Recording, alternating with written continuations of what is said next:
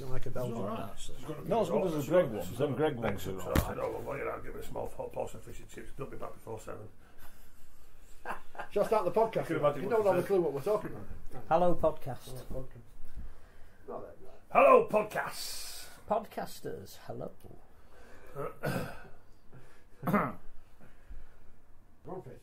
So can I give you a reply back to this letter? You can do, because we're live on Facebook right now. Yes. So we're on already. We'll do that in a moment. Schoey's been offended by comments made in the paper. So that's a shame, isn't it? It really is a shame. Hello on YouTube. Welcome to everyone that is listening, watching, etc., etc. This is 4020 Live, another lively one in store for you. Just want to thank everyone that has got involved by downloading the podcast. The numbers continue to amaze and please us every week. Have we not got like the bestest numbers of everyone in the whole world, like every other podcaster? Well, we could claim we have, I think, quite legitimately. But anyway, we'll move on from that, because we're not all about... It's not about us, it's about the game. Can I apologise? I spelled the word "pourri" wrong on potpourri. This is Phil giving me a test. Spelled it wrong. So we're starting off with an apology. We haven't said anything yet. Welcome along. It's Mark, Rich, Phil and the legend with you through until 8 o'clock. 2 hours live rugby league chat. No rest for the wicked. Want to talk about many things tonight. Big thing, article Aaron Bauer's done in the League Express about reserve grade. Some good comments from the people involved high up in the clubs. We'll have a chat about that. Some people saying, well, before we put in reserve grade, if you don't spend salary cap, you shouldn't be in the Super League. What do you think about that? My understanding, one of the big clubs in Super League isn't going to be spending salary cap, so we'll kick them out as well. We will find out. I want to ask you about grounds as well. It's that time of year. Everyone says, oh, grounds are rubbish, this, that and the other. I want to know, as a fan, have you ever not been to a game because of the ground? And would you rather go to a Leeds, a Castleford or a Wakefield rather than a Wigan, a new build stadium or a Huddersfield that is just quite soulless? And that's not a go at Wigan or Huddersfield. That's what I think about your ground. Let us know on Twitter at 4020 Live. You can get in touch on Facebook as ever. You can actually get in touch on the YouTube comments as well, apparently. I don't know how that works. We've also got a special presentation to come later on the show. What's that? Don't know. Well, we can't. It's a secret. Is it that special? So I don't even know about Well, it. you know it because you've seen it. I don't know what you're on I about. sent you on WhatsApp the other day. Oh, yes. Very good. So, Did you get that WhatsApp message, Schoey? I'm on Gmail. Oh, yeah, sorry, I forgot. Good answer. Barnston has gone straight in. Is there no heating in the room? No, it's free. Yes. Oh, there is there? Yeah. Right, we've got a roof anyway. I'm pleased about that. Well, Phil. not the next story up, we haven't, but we have on ours. Right, okay. Hey, yeah, listen, as soon as we've all got hoodies on as well, we're all thinking, if there's anybody out there, the sponsor, we'll wear your hoodies. Well, I mean, I've been called up now from the Anybody out there makes hoodies, we're here. I think the big news to start with is that strawberry Jaffa cakes work. They're all right. Do they? They're all Yes, right. we were sceptical, I'm more a Belgian bun man myself. I like the old Belgian buns. but we can endorse the strawberry Jaffa cake. Hey, this isn't local BBC radio. What's your favourite Biscuit. biscuit? Yeah. Tell us. Well, we're getting a job on Radio Leeds next year. I mean, we're still a place we haven't worked yet. Mind you, we'll see what happens. The Witness fans are already in. Go on then, because this is a news. The rumour that Anthony Gelling. Now, we don't deal in rumour, No. we deal in facts. No. However, Do you remember that Uncle Albert scene when he's sort of that surprise when he goes and he keeps doing it at the wrong time? If someone says to me that Anthony Gelling ain't going to play for Widnes next year, I'm going to go, you're joking, who would have thought it? Rumour he's got a Catalans. apparently, yeah. Rumour, and it is only a rumour. It is so only a rumour. Don't be digging this out next week if he's confirmed he's signed at Batley or something. Don't blame us. Go on then, what's been the reaction? James Rule out. It's always James Rule out. You've got a nice away kit, Witness fans. What more do you want? It's lovely. Well, they want Anthony Gelling. Well, it's a bit like Canberra. Yeah, but was there really? I mean, come on. Was there Anthony any Gelling real signed? expectation that he's going to stay at He's a Super League player. Why is he going to play in the Championship? And when he put pen to paper, Widnes were a Super League club. Yeah, and his contract is null and void. And if he does go somewhere else, they will have to pay some kind of a fee for him because he's signed a contract. So Widnes will Is it not null and void? He's null and void, isn't he? All contracts are null and void. Could be. Did Catalan play could for Could be. Whitley? What do you think, Ledge? Not surprised. He didn't No, want to play at Widnes, does he? no, He didn't want to play at Widnes anyway, did he? Let's be fair. Well, at times he didn't want to play for Wigan. Never mind, play for Widnes. So, no, not surprised. whatever. But yeah, I can remember that Only Fools and Horses. That Only Fools, because I watch Only Fools and Horses. I'm the biggest fan from there, and it was when Rodney was taking a bird out from the local quick fix, something like that. And, well, no, as Del Boy calls it, a tart. Del Boy calls it a tart. That was in 1980, Gary. Yeah, times have moved on. Anyway, but yeah, he was taking a bird out to the pictures, and a lady, and he didn't want Cassandra to see him in the line because her college was only about 50 yards away from the picture. That's the one. So, but no, Gellin, no surprise, and would he be a good addition to the Catalan Dragons? I think he will be, because on his day when he wants to play, the kid's not a bad player from there, so he will add a bit of quality and a bit of competition for places. Fair enough. We're not so across the board. Then we're not surprised, are we? No, and across the board, everyone wants the. In fairness to the Winners fans, they have been fairly consistent in their dislike of their higher uppers. Yeah. So where's Jared Samet going? I don't know. I only saw. So has he declined a contract, or have they not offered him one? No, they said they've tried everything they can to keep him at London, but they haven't been able to come to an agreement with him. Well, I think he was out of contract. No, he was. Yeah. Well, I was told yesterday he's going back to Workington because he's got a job at Sellafield. In some sort of way in the line of working on the police department at Sellafield. All right. That's what I was told yesterday. Right. Okay. So I guess it's maybe what's his space. I know he loved it at Workington. The Workington fans absolutely adored him. Be a hell of a signing, wouldn't it? Oh, without a shadow of a doubt, Massive. and he'll certainly. Leon Price will let him, let him play how he wants to play with that bit of freedom, and I say certainly the Workington Town fans absolutely adored him. So I guess maybe for this one, he maybe watch his space. To be honest with you. Can I just go on about this letter? Then what's in the league? Well, I mean, we have a strict running order on this show, Gary, and it's not on the running order yet. But go on, it's obviously hurt you. Now, to be honest with you, do you want to read out the letter? You read out the letter then. Right, mate. Because as I say, everybody's entitled to opinion, and I fully respect Mark Holmes, because Mark from Casford, I think he's in every second week writing to League Express. So I thank you for the letter, and it's just. I like Gary Schofield and I have great respect for him, and usually find myself agreeing with him in his opinions. Well, at least everyone who's reading this letter in the paper going, "This guy sounds like plank." Well, at least some of the time. However, on this occasion, I feel I have to say something in regards to comments on Adam Milner. So this is why I want to give a response. So, as Mark says, a headless chickie, Gary. Are you having a laugh? The kid was hardly on the pitch, and when he did not put a foot wrong by giving away penalties, losing the ball. Give away any tries? No, he didn't. How on earth can you refer to the lad as a headless chicken? Adam scored a 6 in Gary's analysis of the England players' performances above Richie Myler, John Greenwood and Stephen Ratchford, who were all given 5s, and none of whom Gary referred to as headless chickens or anything else for that matter. I know Gary's a Leeds fan, and it seems funny to me that Adam, being the only Casford player in the squad, is the only player Gary would make a comment like that towards. Adam obviously wears the wrong badge throughout the season. Right, Mark, my comeback on this is quite simple. Adam Milner, on his Castleford form, did he deserve to be selected for England? No doubt about it whatsoever. But when Adam came on, it's only a phrase what you use when you're saying about headless chicken.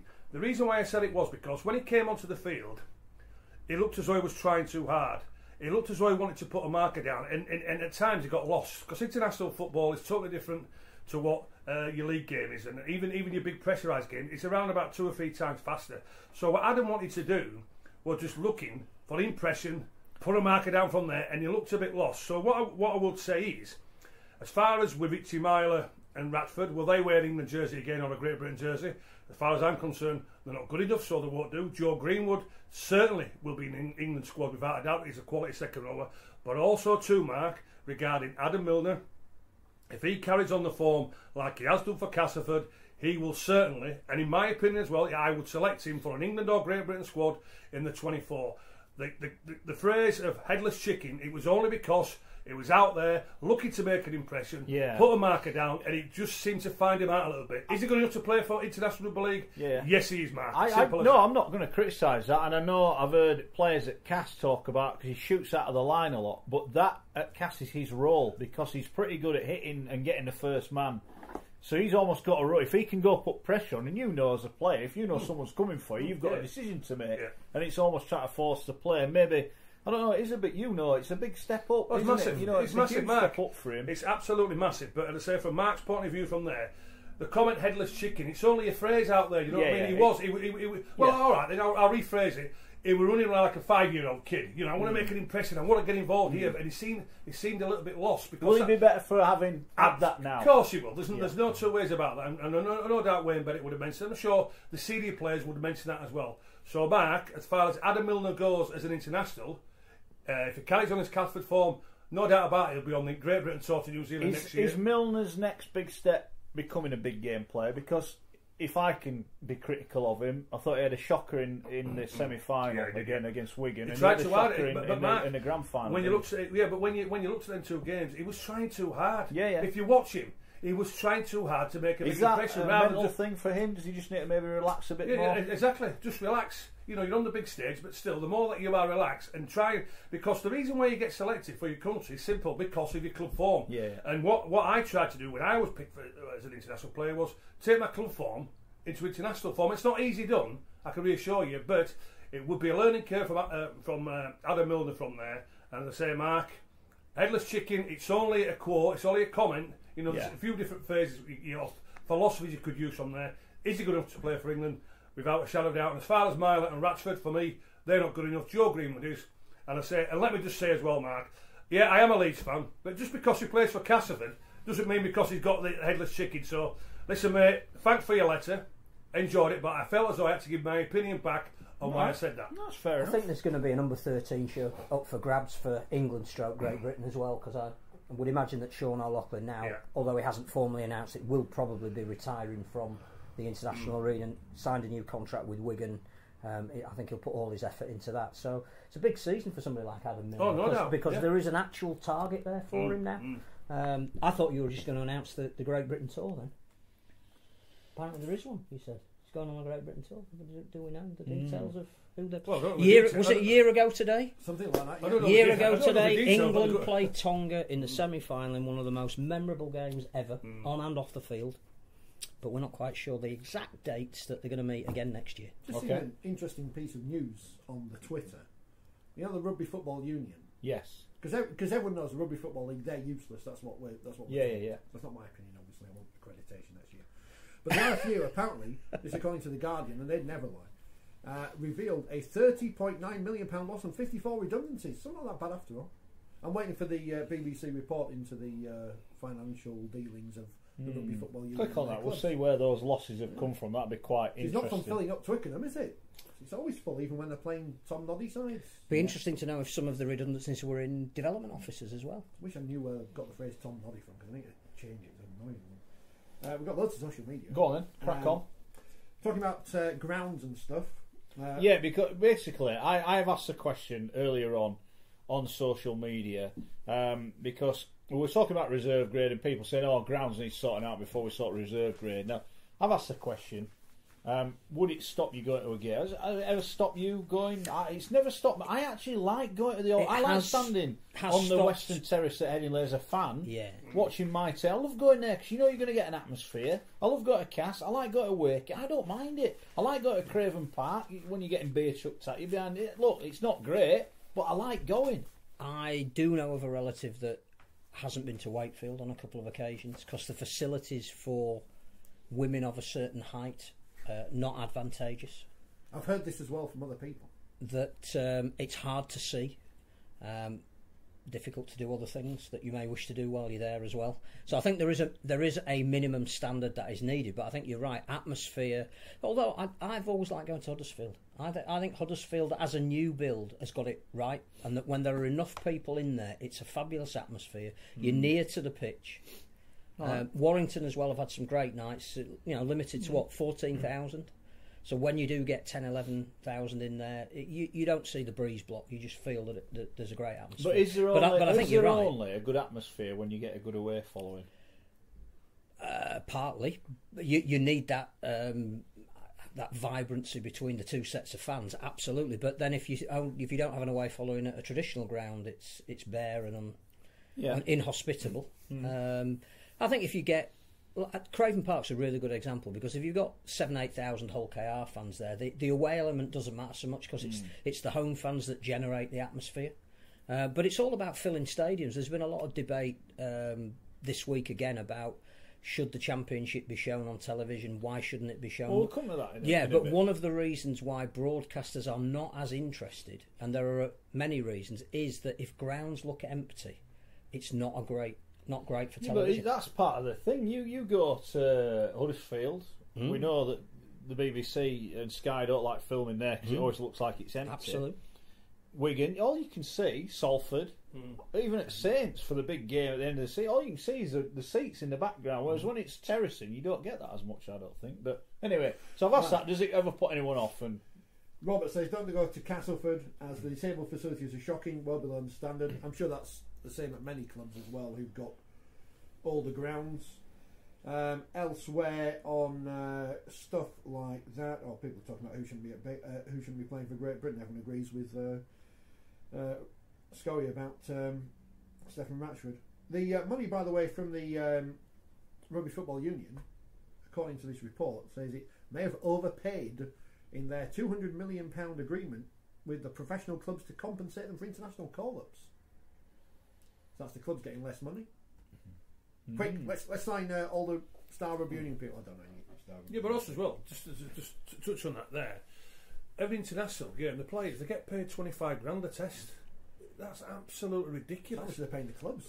I actually got told it was more than that. Well, it was figured 30. I think I got told just over 30. No, I saw it on CFAX, so it's right on CFAX. CFAX? That was 6 years ago, so it probably is 30 now. 25 grand. So you're representing your country. Why are you paying players £25,000 just imagine to play for your country? Just imagine how much they were getting paid pre-1995.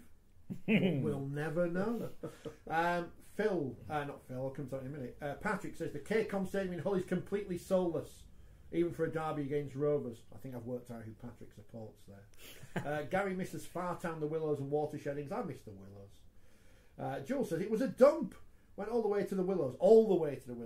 It's like and a great chipper just outside the Willows. Going to Belgrade is the Willows.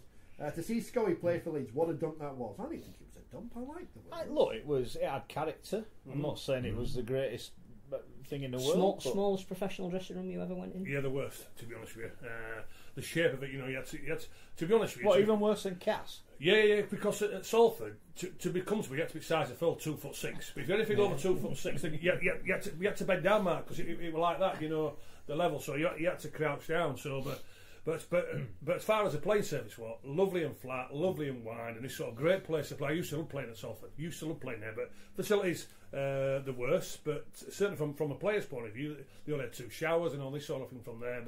But as far as playing on the ground itself, really enjoyed it. And the good atmosphere, great atmosphere as well. While we're on Salford, Dr. Kukash has written off all his debt so we tonight. never have to speak about him again. But he has asked all the other people that have debt to write it off as well. So how far that takes them, I'm not sure. Interesting. How are we going to deal with a sport without Dr. Marwan Kukash? Well, there you go. Won't be long. Won't be long. He'll be back. Yeah. Ask Gary about the water sheddings. Says Gary. Did you enjoy the water sheddings? Well, played on a Wednesday night. We hold it the most coldest night I've ever had. The players literally, and that was August. In the showers after. We had to get in our kit because it was that cold, and we were literally tears coming out of our eyes because his fingers, were burning because of that cold, with hot showers. But no, the water sheddings, to be honest with you, was a dump. The dressing rooms, you had to walk through the crowd as well, so you got plenty of rubbish from the crowd as well. And then the dressing rooms were in the old stand. At half time, we had to go around and going to walking back from there. So yeah, to be honest with you, the water sheddings was a dump. It was, but the coldest place on a Wednesday night ever. To play rugby league, absolute nightmare. Can you believe people are watching the programme tonight when we've got pretty much no rugby league to talk about? Oh, we've got plenty to talk about. And we haven't mentioned the one game that was played yesterday. No, that's still to come. Chris has said, if we don't want to see empty seats, why have the RFL picked 8 stadiums for the 2021 World Cup with capacities of 50,000 plus? It's not the RFL for a start, and B, I think I'm on message here, Chris, by saying they wanted to make it an event.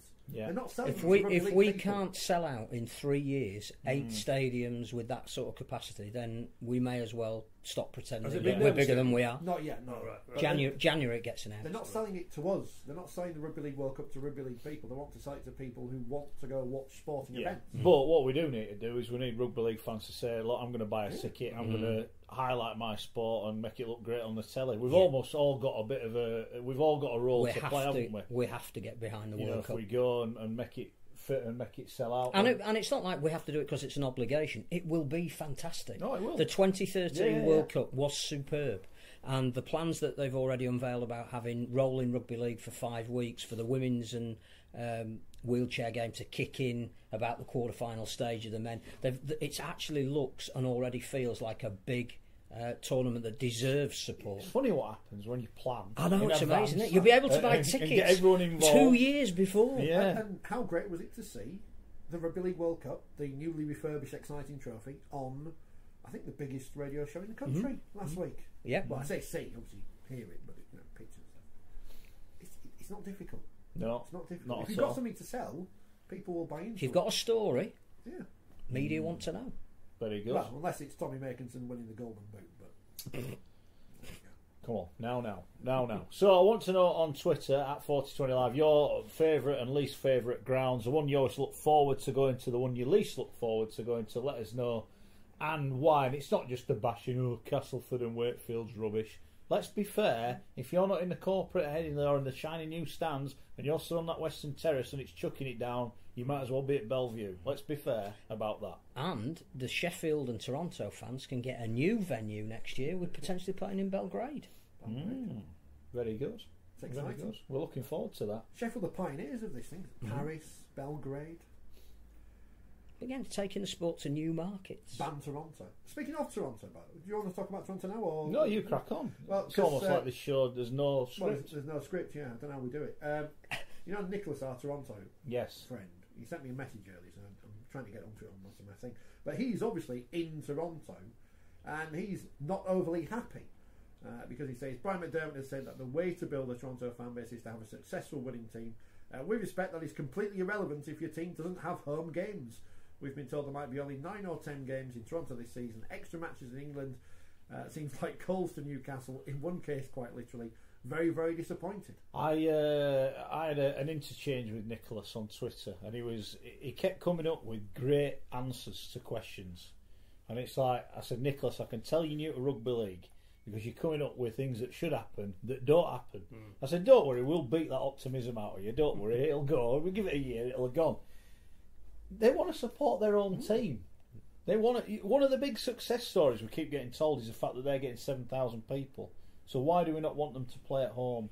Are we that frightened, right, that if they're on the road for 8 weeks but then they have 8 home games, that's a big disadvantage to them? I don't see the problem with it myself. No, I really don't. And I think there's been some people said, well, hang on, we probably could play a little bit earlier actually, because it is cold, granted, but it's not like -20. It might be 4 degrees. Well, you got Batley on in January. Welcome to Boxing Day. Yeah, it's going to be less than that. So I don't know.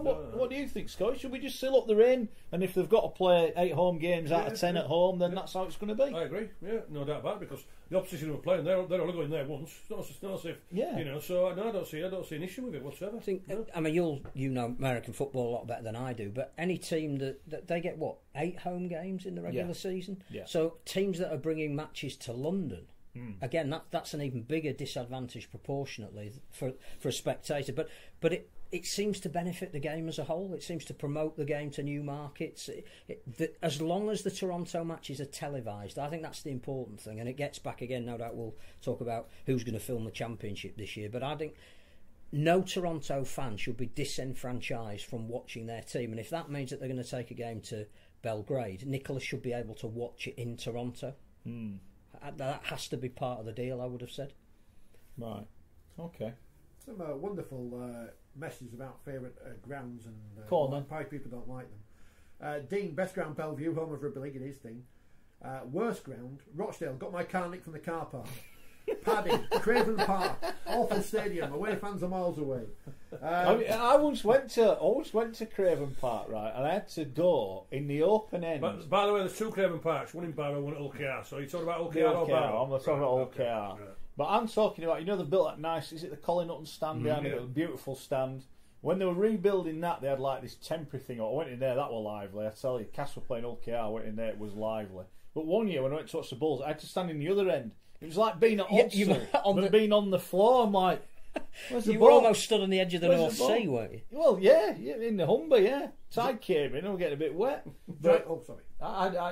Look, the one thing I would say about Old Harbour is every time you go, it looks like they're improving the ground, and I think there's a lot to be said for that. Giles misses Tattersfield, a walk across a series of pontoon bridges to avoid the mud around the ground.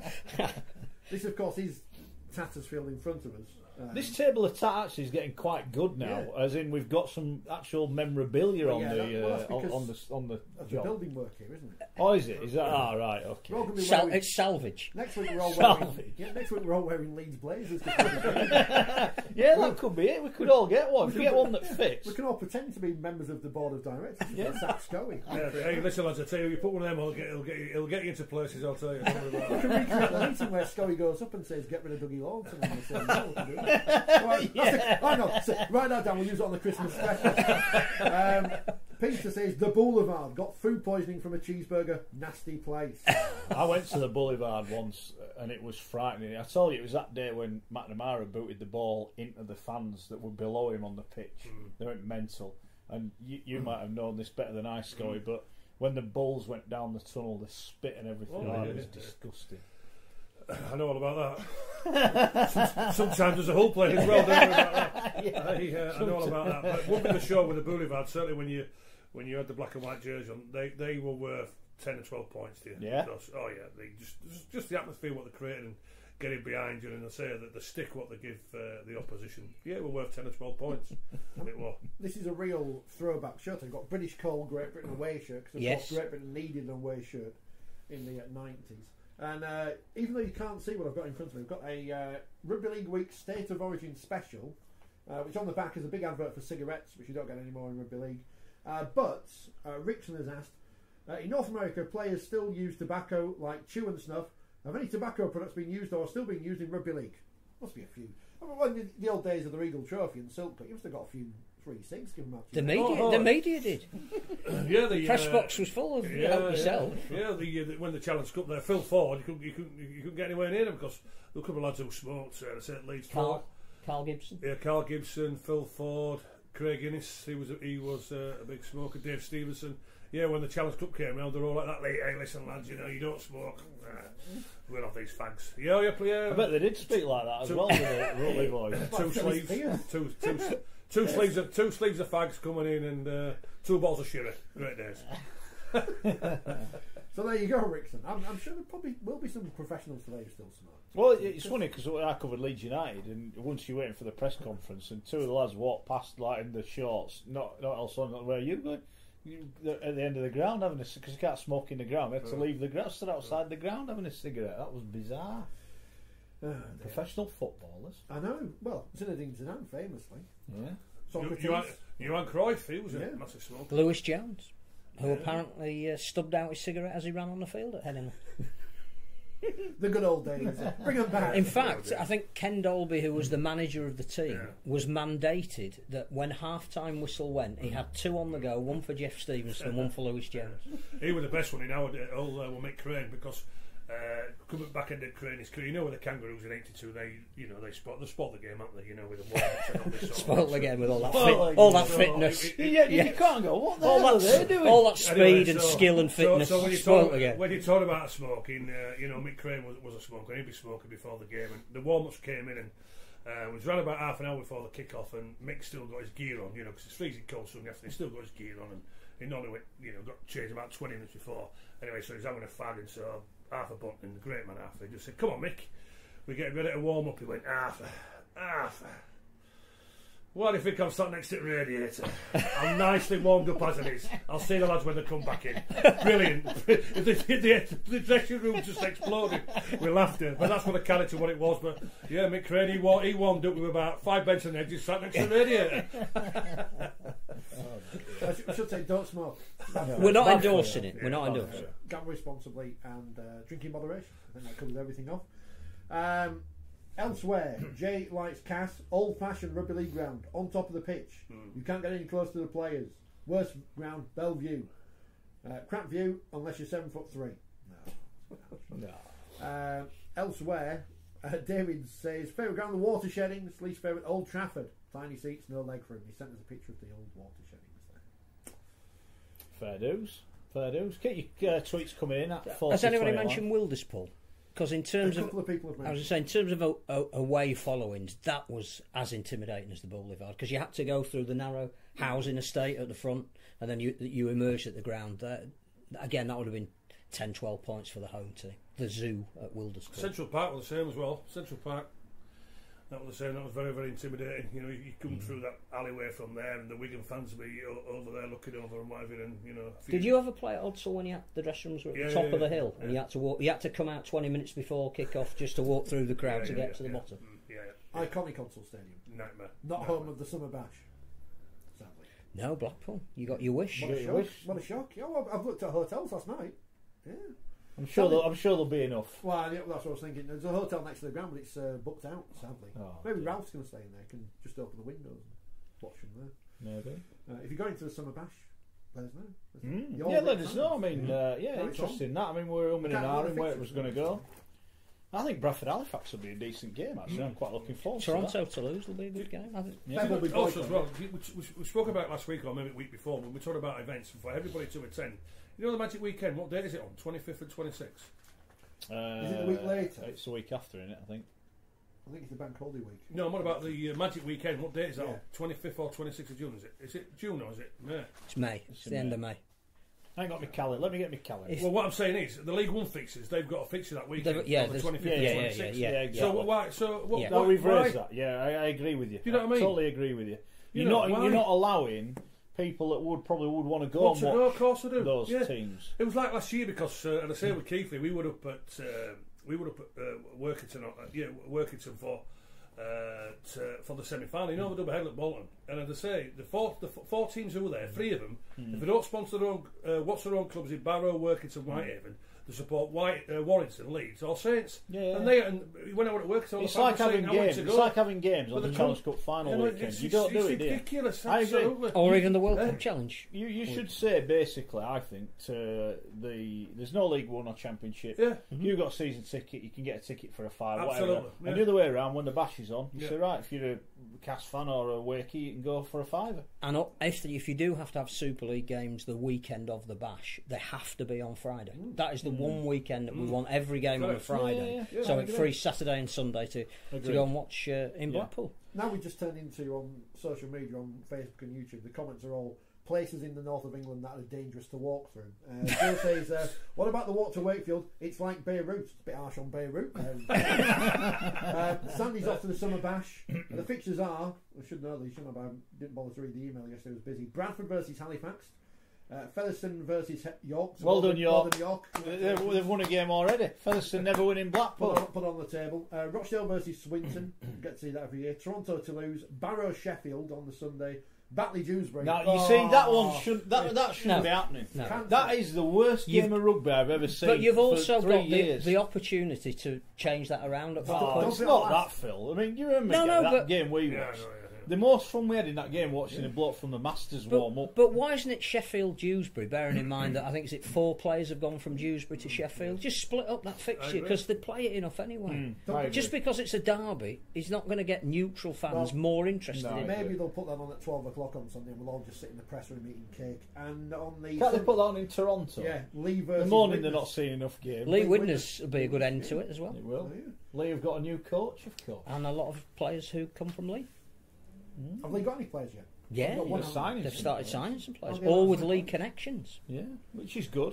Tom Spencer's a good signing for them. It is. I won't be sponsoring him at the Broncos next year, will I? Can I stick with the theory that there should be a women's game at the Magic Weekend rather than the Summer Bash? Do you know what's happening with the women's game, by the way? Well, I don't know. I don't know who's in Super League next year. Because it's not going to be. I understand that Wakefield are going to be in Super League next year. It's not going to be Warrington because they've set up a team, but they're going to go in the Championship. Yeah, well, I understand Wakefield are going to be part of Super League. That'll be good then. Good. But I don't know who else. And I spoke to one of the people involved at one of the clubs and they don't know either. Which is quite worrying, really. I can stop pretending to like Leeds. So the fixtures aren't coming out for the women's? We've had Super League. As I understand, Championship and I League might be wrong, I could be wrong, but the people involved at the club I spoke to genuinely don't know who's in Super League. Right. So. Be nice if it was coming out next week, though. In the same way that then you've got all the fixtures out, people can plan. Well, shouldn't we be... I mean, it'd be nice. Shouldn't we be looking ahead to Leeds are going to play some Sunday games, Absolutely. have the women on, Have the PDR, have an absolute triple. It's a day of sport. Here you go. Unbelievable. It's 20 quid in. You can come all day. You've made a good point here, because Phil has come in about reserves. How can clubs be unable to afford reserves, but suddenly find cash for women's and PDRL teams? Tell me where that money for the women's and PDRL teams comes from, Phil Kaplan. Through the foundations. Separately run. No money has been taken away to sign journeyman Aussies for your reserve grade. Thanks to women and disabled people playing rugby league. No. One would say we probably get more I'm just starting to wonder, hang on, if they're playing money scoring, surely we should have got some for playing for Leeds. In the PDR. I'm not sure there's a player's budget yet for PDR. That's what I mean. Well, there must be. If people are saying it's getting paid. Have you got an agent? We need to get an agent. Hey, Mark, do you know any agents? To be honest with you, Mark, a couple of cans of beer in the dressing room after and the pizzas, that'll do for me. That was sensational, wasn't it? We're actually disappointed we had to leave the dress. We got kicked out of the dressing room, didn't we? That was so disappointing. Jamie says Women's Super League fixtures released next Monday. Good. Can you tell us who's in Super League?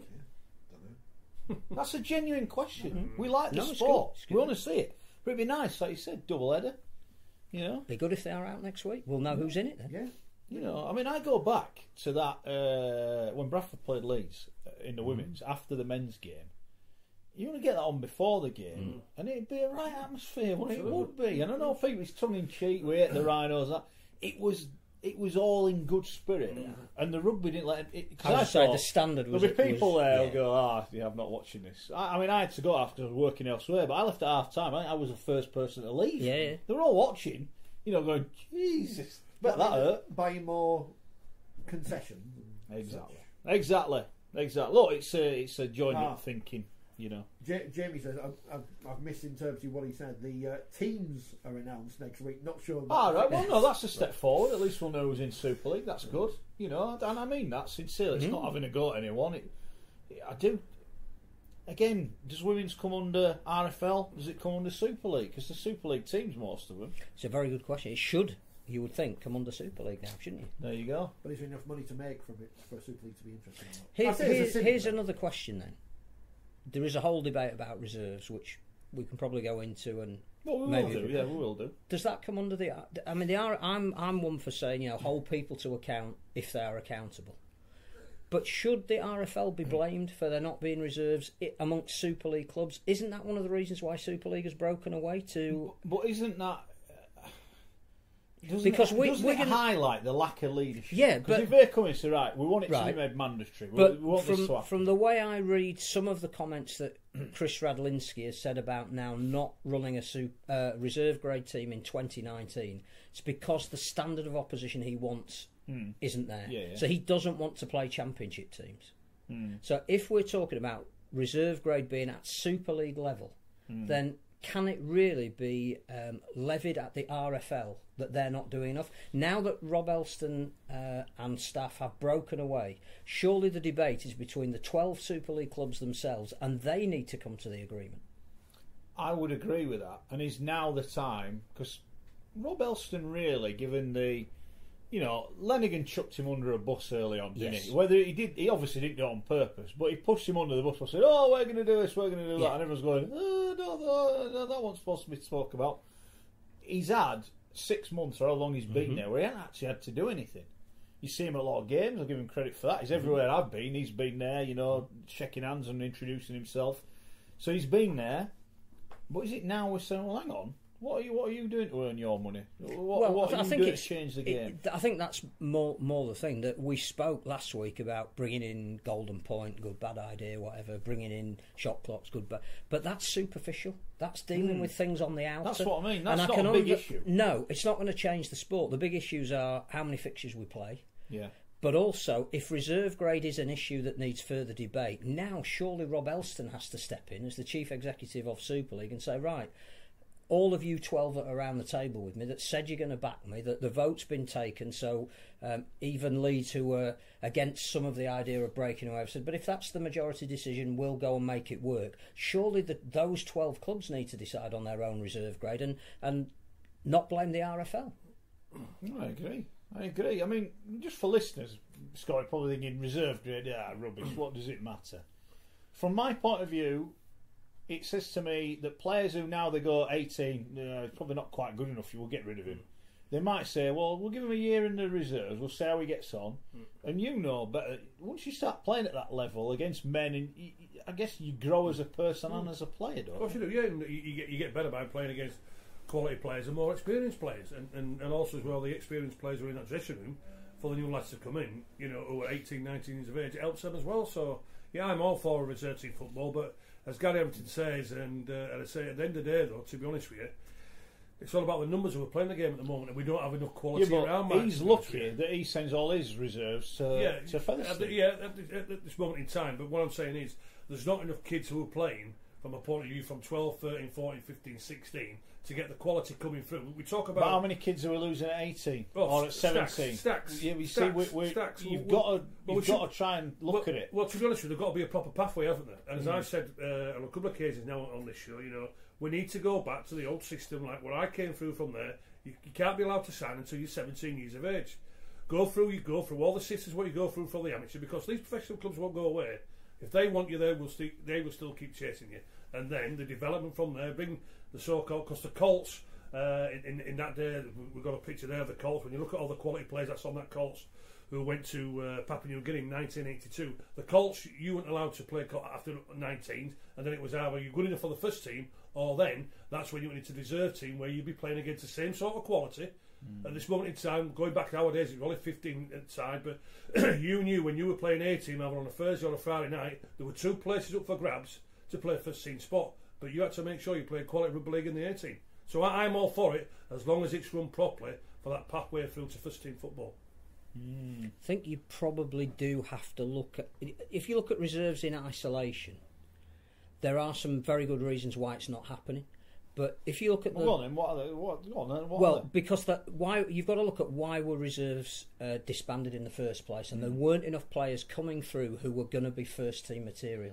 But all this money we spend on scholarships, and that surely changes. And that's exactly it. If it's an issue of allocating finance, there are a lot of people now, people who should be respected and listened to, who've been involved in pathways, who are saying that scholarships are not working. So if we were to take the scholarships out of the pathway, go back perhaps to you stay with your amateur representation until you're 17 and then you're brought into a professional system, that might free up then pushing that age grade up and becoming a reserve grade.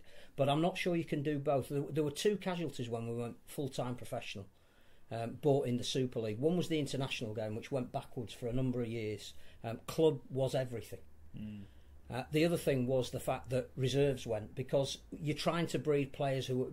There's a professional imperative to be successful. You haven't got that ability as much to spend money in areas where you'd be ringing up your local amateur club to provide half of your team who were never going to play. I was saying to Gary before, the old reserve grade that we used to watch Thursday nights, Friday nights at Headingley, of the 17 players that were on the field, you will almost be able to guarantee that about 13 of them were first team material, that they were either players who were just starting on their career playing at a better level. There were guys who were learning their trade in the 18, but you could see that they could drop into a first team squad, or there were first team professionals dropping down into the reserve grade, coming back from injury or a loss of form. But the bulk of the people that wore an A-team shirt were good enough to play for the first team.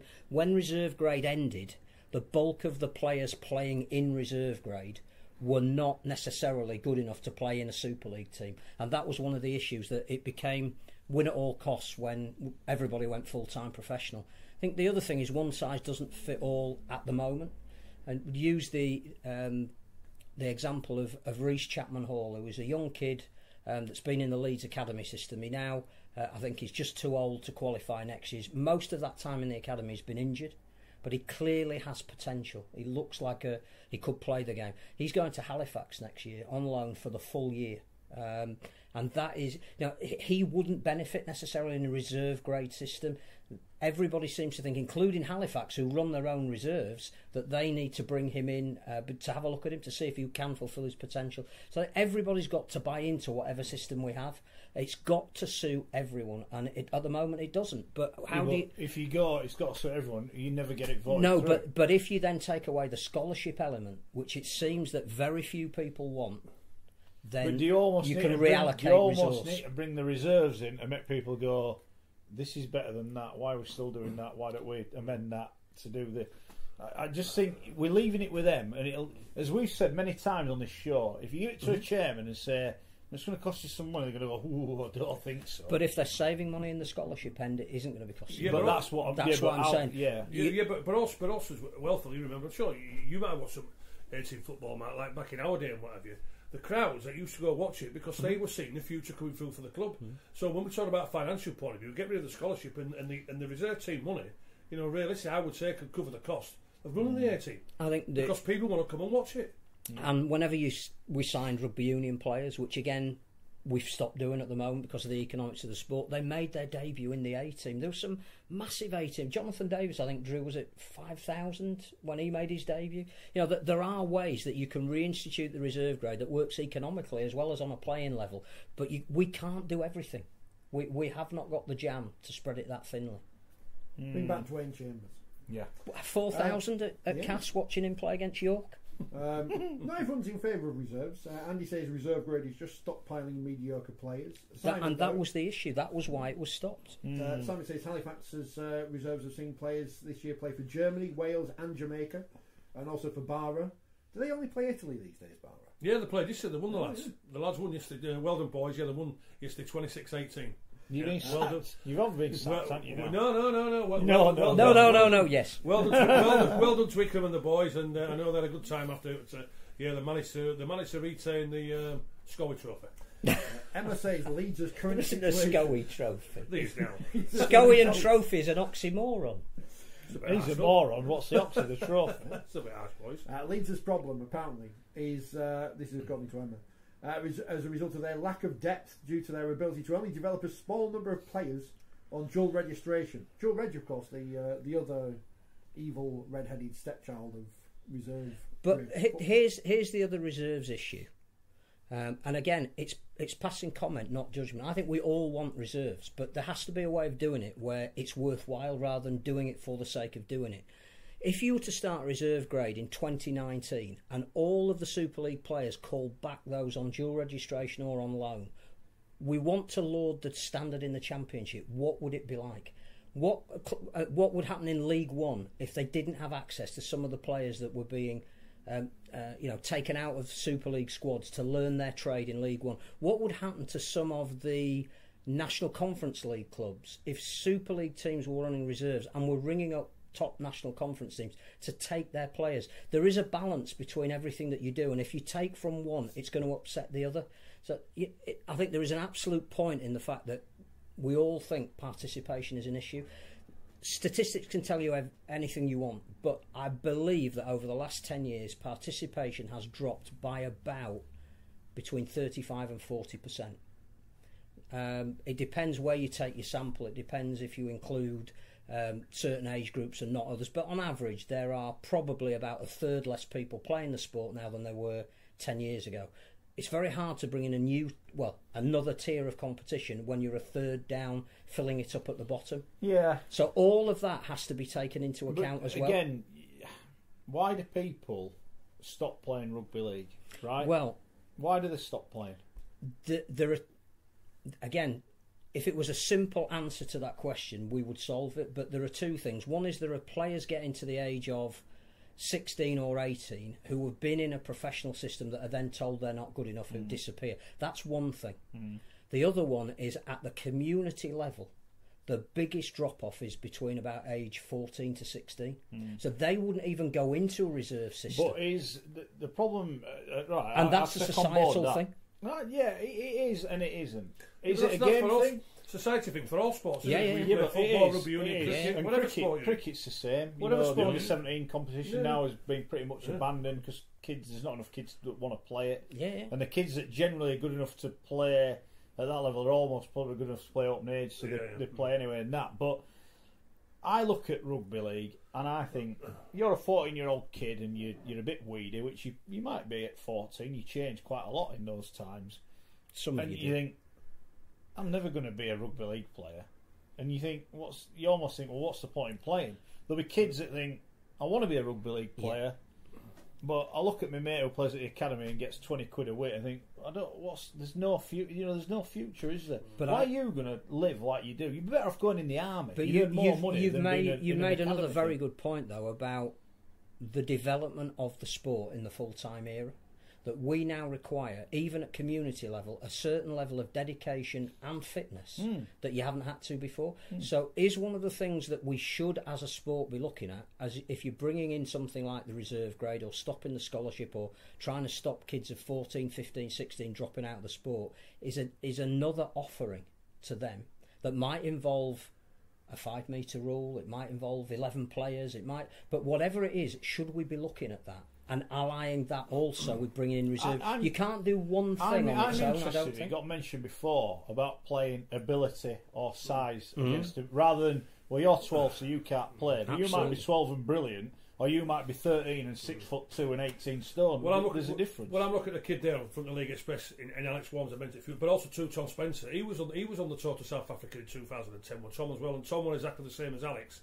Because he hadn't come through a system, it was too late for him. So now, these kids who are being told at scholarship level 18, 19, oh, well, sorry, as you mentioned there, well, you don't seem to be quick enough, or you may not be big enough, or, you're not realistic, we don't really think you're going to be good enough. There's far too much talent that is being told, and let me just say this as well, being told by people who realistically at times haven't got a clue what they're talking about, haven't got a clue what they're looking at. Have you got bean counters making decisions about players rather than coaches? Correct. Proper people who can spot that talent, or all right, might be a little bit late developer, so we'll give him another 18 months to 2 years. And I'm just looking at the big man there in Alex, and he was told exactly, and so was Tom Spencer. Tom went on to play for Wigan and been at Leeds, London, back over there now, and we all know how good Alex Warnes has been.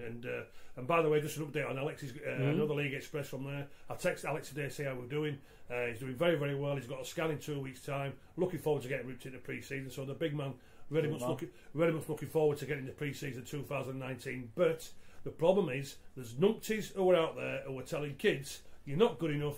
I wonder how many players. That's why we're losing so much talent. I wonder how many players, Schoey, have been ended Correct. by a chairman speaking to a coach, and coach goes, well, I want to keep him, and he said, well, if you keep him then I'll have to knock $5,000 off your budget. He's going, oh, we'll let him go then. I bet that's happened loads of times. Plenty of times. Loads of times. I mentioned to you the Bayern Munich Football Academy. Absolutely. Their role, obviously, is to generate players. Their aim, if you like, or their mission statement, is to produce 2 first-team players every year. And I forget the number, it might have been 6. They want to see players that have been through their academy playing elsewhere in Germany, yes. but if that's in the Bundesliga or in League One. And to be fair to Gary Hetherington, that's his argument. If you look at a lot of the players that have come out of the Leeds Academy system, they are now playing professional rugby league in League One and the Championship. And peopling other teams is part of the reason why he doesn't want a reserve grade. But what we've got at the moment is a whole mishmash of potential proposals, but nobody is knitting it all together. But is that not Rob Elson's job now? Well, I think, again, if you're going to have a debate about why we're not having a reserve grade in Super League in 2019, but you've got virtually every chairman coming out saying we want one, well, what's stopping you having one? And I haven't read the article in full, but I noticed then there's a part asking for a statement from the RFL. Well, where's the statement from Super League? Well, that's what I'm saying. Is it now the responsibility of the RFL if Super League clubs want to bring a reserve grade back? That article goes to every Super League club and asks them, and it's broadly across the board in favour of it. Well, then do it. Michael Carter's gone on record saying it's cost $30,000 to add the players to run a reserve, so it's not a lot of money, is it? No. I don't think that's all the issue. This is what I'm saying. I'll tell you what, the crowd's what they'll get, where people will come and attend it, they won't be far off getting that money back, Mark. That's what it's costing, $30,000. I think it is more about the possibility. Back. How many players, if you run a reserve grade, will you get as full-time Super League professional players? That's the argument. Well, maybe you might have a few. When you get an injury crisis, you won't be just chucking kids in that aren't ready, and that might improve the standard across the board. I reckon, Phil, from that, what you're saying there, you might be looking at about half a dozen to 8 players good enough to play, and wanting that opportunity to prove themselves that they can play Super League. How many times have you seen a kid come in and you see them, they do all right for a bit, and then, as Cookie said, you put a kid into a first team, after a month, he'll be knackered, and Yeah. everyone else will work him out, and they'll Yeah. know what his weakness is. Well, But if he's playing against these guys all the time during yeah, the week, yeah, absolutely. it's going to be a bit better. Well, isn't it? I'll tell you what. There's a kid who's playing at Hunsett Parkside. A lad called Jamie Field. He's just been on Barlator. And if you looked at Jamie, you'd go, he can't play rugby league. Look at the size of him. Look how fat he is. You know, he's got. To be honest with you, Jamie will tell you. You know, he's about 20 stone at least. And if he puts 2 legs on, he might be 22 stone. But he's that sort of size, like Jamie Field. And if you look at him, you say, why would I want to give him a trial at Leeds or Wakefield or whatever? I'll tell you what. You see the kid play. He's so nimble on his feet. He's tough. He's got ball skills. He kicks goals. He scores tries from 10 metres out from there. Sheer quality talent. Because he's the wrong side and he doesn't look the part. He won't get an opportunity. He would love an opportunity. Just say, for instance, Wakefield come knocking on the door, or Cass, or Leeds. You know, tell you what, we'll give you a couple of trials. All right, you might need to lose a little, you know, a bit of the tuck and what have you. But I tell you what, he doesn't lack in commitment, effort, enthusiasm, and skill. The kid can play, but Mark and Phil and Rich, there's loads of that talent out there, but because they haven't come through this rubbish system from a point of view where they are told when to go to sleep, when they can't sleep, what they've got to eat, what they can't eat, all that sort of rubbish, they take the enjoyment out of it from there, and at times, I would say, when they are 17, the dedication's gone because they're being bored and being told what to do. From your description, I'm guessing he was the one they used to put on the posters to promote the NCL Grand Final. Wasn't a smart idea to do that. Yeah. But I tell you what, the kid can play. I'm sure he is. I'm sure he is. Jamie can play. Honestly, he can play. He sets up tries, ball skills, tough, kicks goals. Great leader, brilliant. But there's loads of talent out there, and I tell you, they could play reserve team football and knock on the door for the first team spot and look forward to that challenge without a doubt. Some people are just clueless about marketing. Andy says you should be an agent.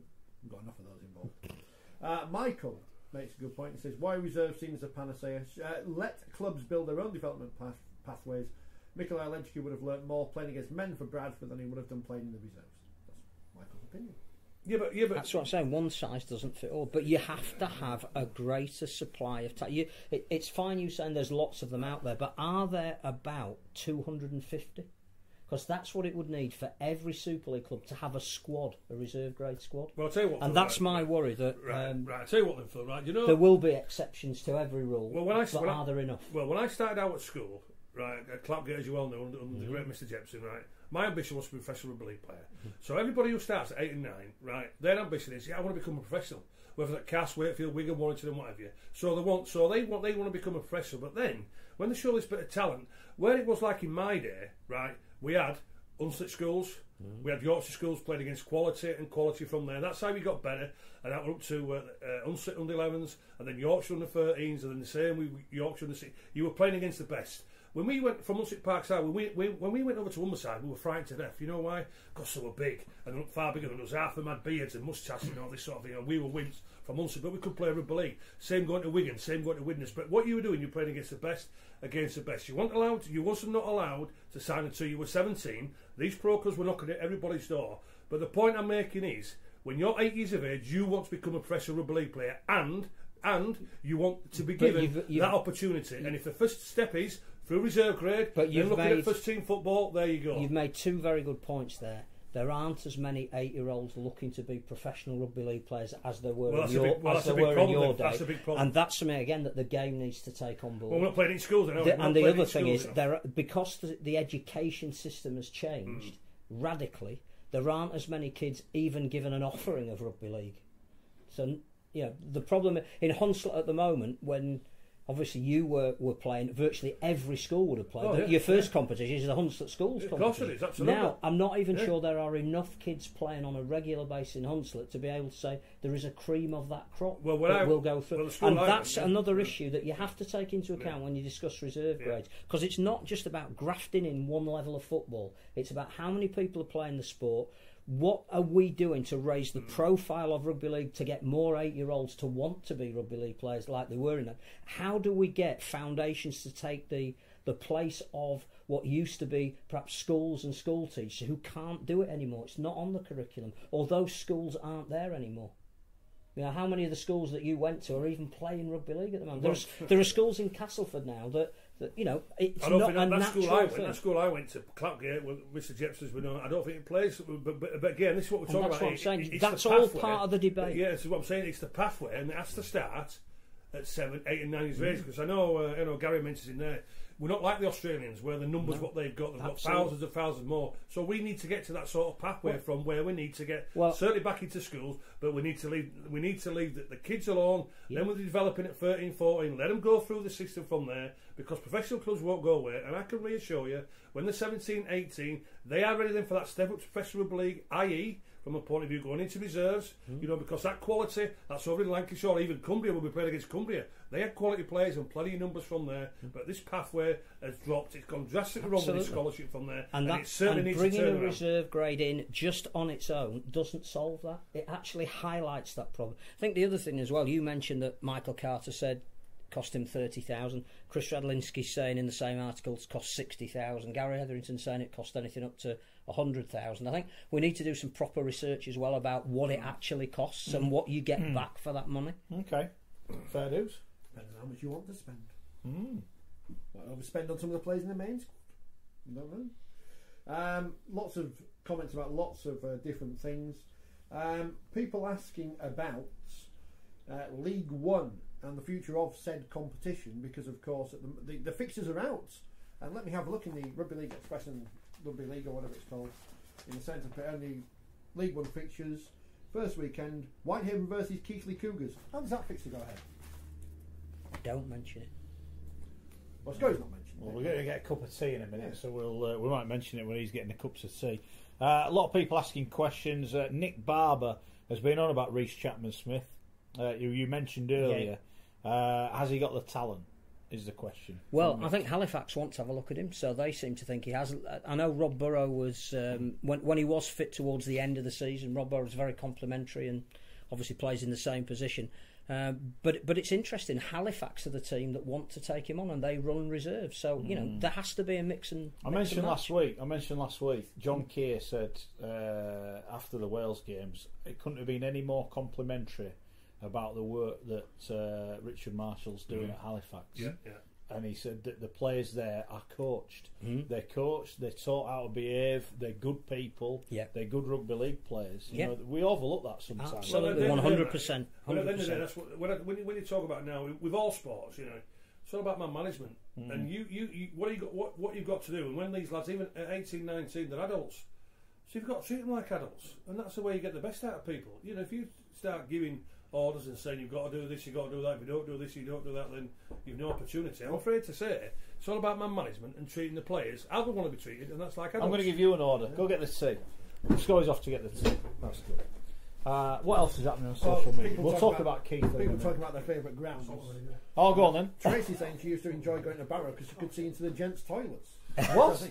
I know, it's a disgraceful thing to say. They didn't have a roof on. So if you were sat up high in the grandstand. Maybe I've read that wrong. No, that's I don't true. like that. I don't like true. where that's going. No. I don't like where that's going. Someone did ask. You know, neither did they watching it. The person who was asking about the cigarettes and use of tobacco was also asking if players used to sneak their companions into the dressing rooms at any time. So I'm not reading this out while Schoey's listening because it'll tell some libelous stories.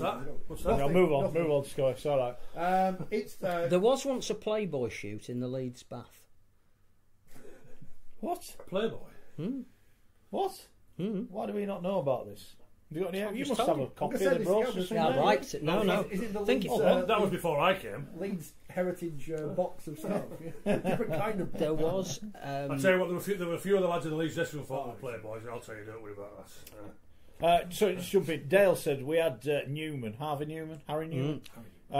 from the Rhinos at Firth, quality player, but will he ever get a chance at Leeds? Yes, I mean, he will. Because you look now, yes. they've got Watkins and Hurrell. He's not going to get anywhere near the first. He can play on the wing. He can play on the wing. He started as a winger, so we'll just give him Briscoe a 3-year deal. Yeah, and Tom Briscoe on the other side. Yeah. Where's he going to play, Phil? He's got a chance to play on the wing this year. What about Luke Briscoe? He's got a chance to play on the wing this year. Pip says if you want the kids in school infused, you have to involve the players. Without them, the game is in the main anonymous to a typical pupil. Jules also says to get young kids involved, Let's promote Rugby League superstars. The next Ellery Hanley or Schoey. We have 2 at the moment, Jake Truman and Jack Walker. Kids will follow superstars. Kids love Tom Johnston. My nephews love him. They think he's great. Yeah. They're disappointed he didn't play for England. But we don't do anything with these people. Kids will follow international superstars. So for England not to have played in England for 2 years and now be looking at another 2 years before England play again, that is part of the problem. And that's where Super League again need to get involved in the international fixtures. Because if one of Rob Elston's main mission statements, he said right at the very beginning of his tenure, was we need more superstars. Well, with the greatest respect, Jake Truman's will only be visible to a certain amount of people until he is playing for England, or England are regularly playing at home, or England Knights are playing at home and he's playing for them. That is how you build 8-year-olds into wanting to be rugby league players. And yes, rugby union will have lost 30 million quid or whatever it is, but how many of the players that played this week and beat Australia at rugby union will kids be talking about in school today? When was the last time? Well, it was on Sky, so of course Rugby League sold to the devil when it sold to Sky, but rugby union didn't. When was the last time a rugby league player went on the Question of Sport? Or Callum Watkins about 2 weeks ago. 2 weeks? Yeah, but no one watches Question of Sport anymore because it's utter garbage, and has been for about 20 years. I shouldn't say that, should I? So how many? I think you just did. Yeah. Right. 2 weeks ago, right? But he's rubbish these days. Well, I would say when. But I'm not sure that's the barometer of. Well, I would say. No, but we need to get out there, Phil, don't we? We need to get them in the jungle. We need to get them on Strictly Come Dancing. That's the place you need to get players. Even close to home, when was the last time a rugby league player was on Five Live's Friday Sports panel at lunchtime? Yeah. Kevin Sinfield. They've got a great selection of people you've never heard of in sports you don't care about on there every week. But where's the rugby league people? But again, when we're talking, in Salford. But again, when you're talking about, somebody just mentioned regarding the agents.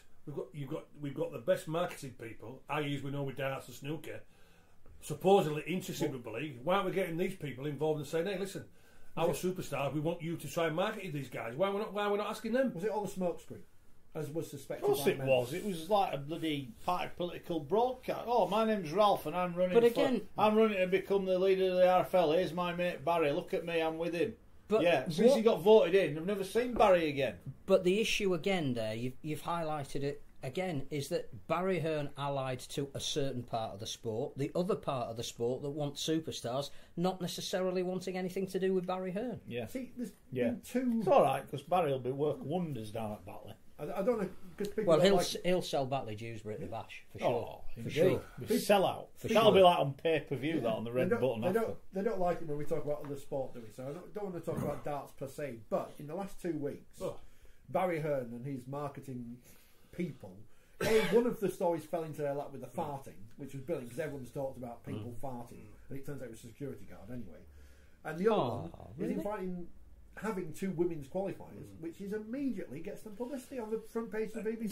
Do you hold on? Do you think Barry Hearn, when Ronnie O'Sullivan says he's Barry Hearn is this, that, is the other, he ain't doing this, he ain't doing that, it's music to Barry Hearn's ears because it's in every paper. Oh, snooker! Look at all these sponsors we've got. There's more tournaments. There's more money. It's almost like he's getting criticised and he still benefits from it. Well, it's like Schoey calling out Mal Meninga.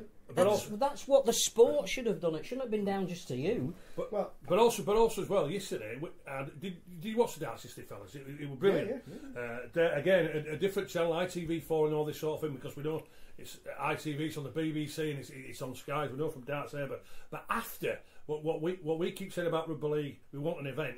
After the commentator said, you know what? Because it was in Minehead, it was at Butlins, and the lady who was doing the presenting said, you know what? They'll come here for 3 days for 165 quid, and you know what? They'll all be rebooking. They're all be rebooking because they know when the event's on. But they know when the event's on. That's what it'll all be sold out now, won't it? I said that at the weekend. I said whoever came up at Butlins went. Yeah.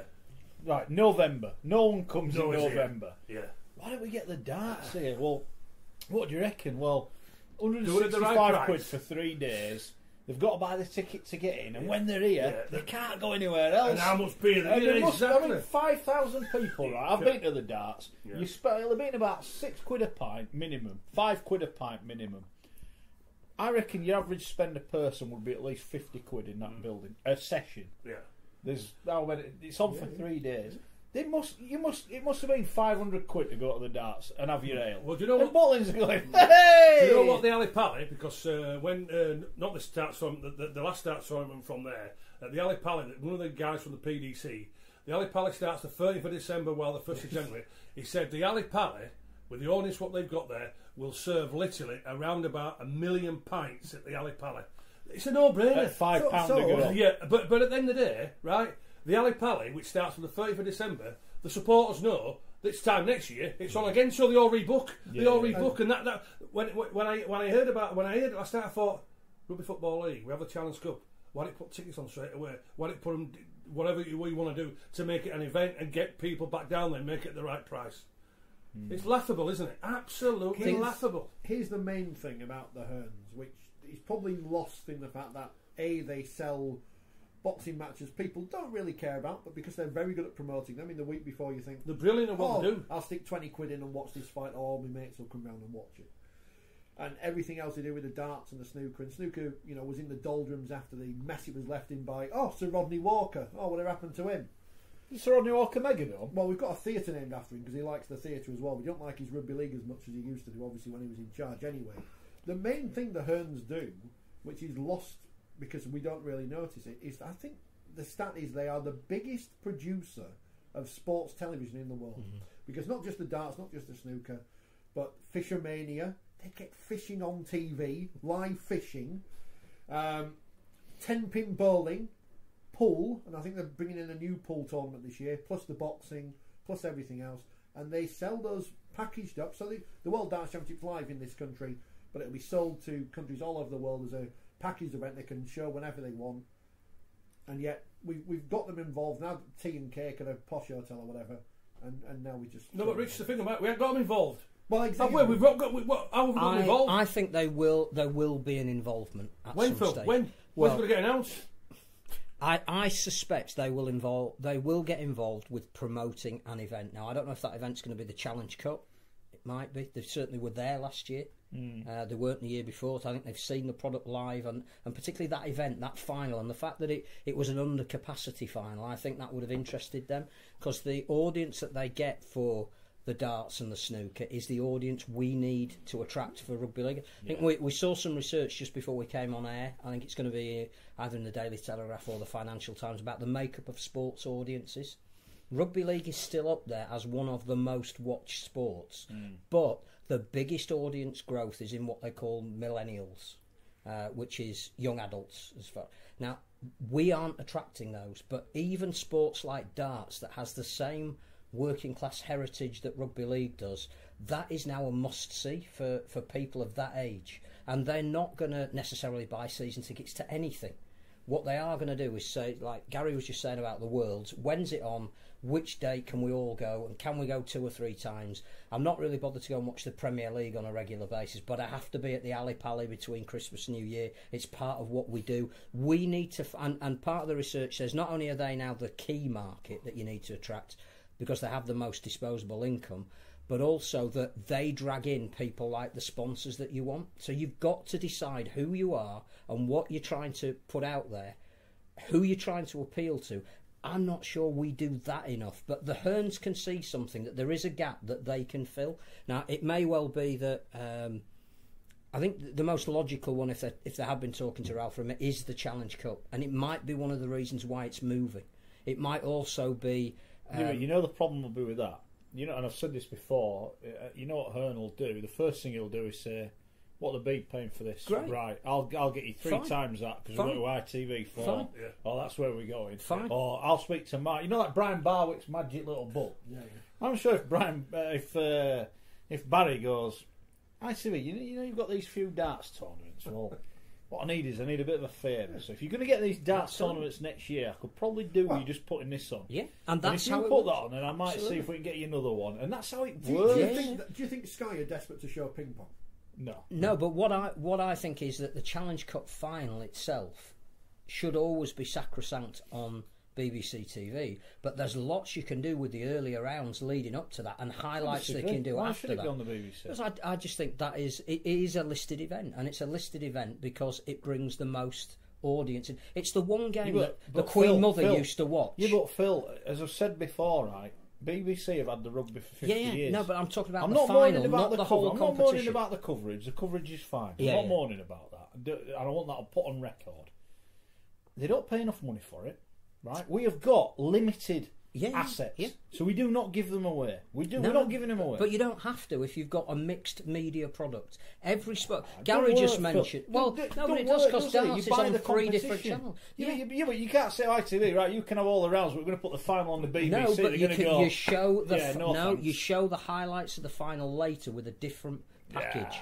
And that works. It's going to come off the beeb, I reckon. Or they've got to pay some more money for it, and that'll be the first thing that Barry Hearn will do. Well, who's paying for this? How much? That's a joke. But I know what it's worth, and we're going. What elsewhere. has been the point of Sky featuring 2 out of 4 quarterfinals and nothing else? It's a token effort, isn't it? Yeah. It's like he said. It's because they ain't got any ping pong to put on, so we'll stick with rugby. I think we have a competition with enough ties to spread the coverage to different outlets.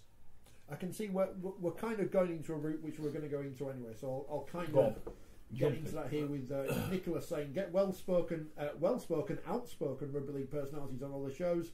Doesn't matter if they say things that are a bit out there, you need to drive attention, just nothing that can be used to stereotype Northerners or reinforce stereotypes. We'll get Schoey on, it's all right. No one will be... Get him in the jungle. Yeah.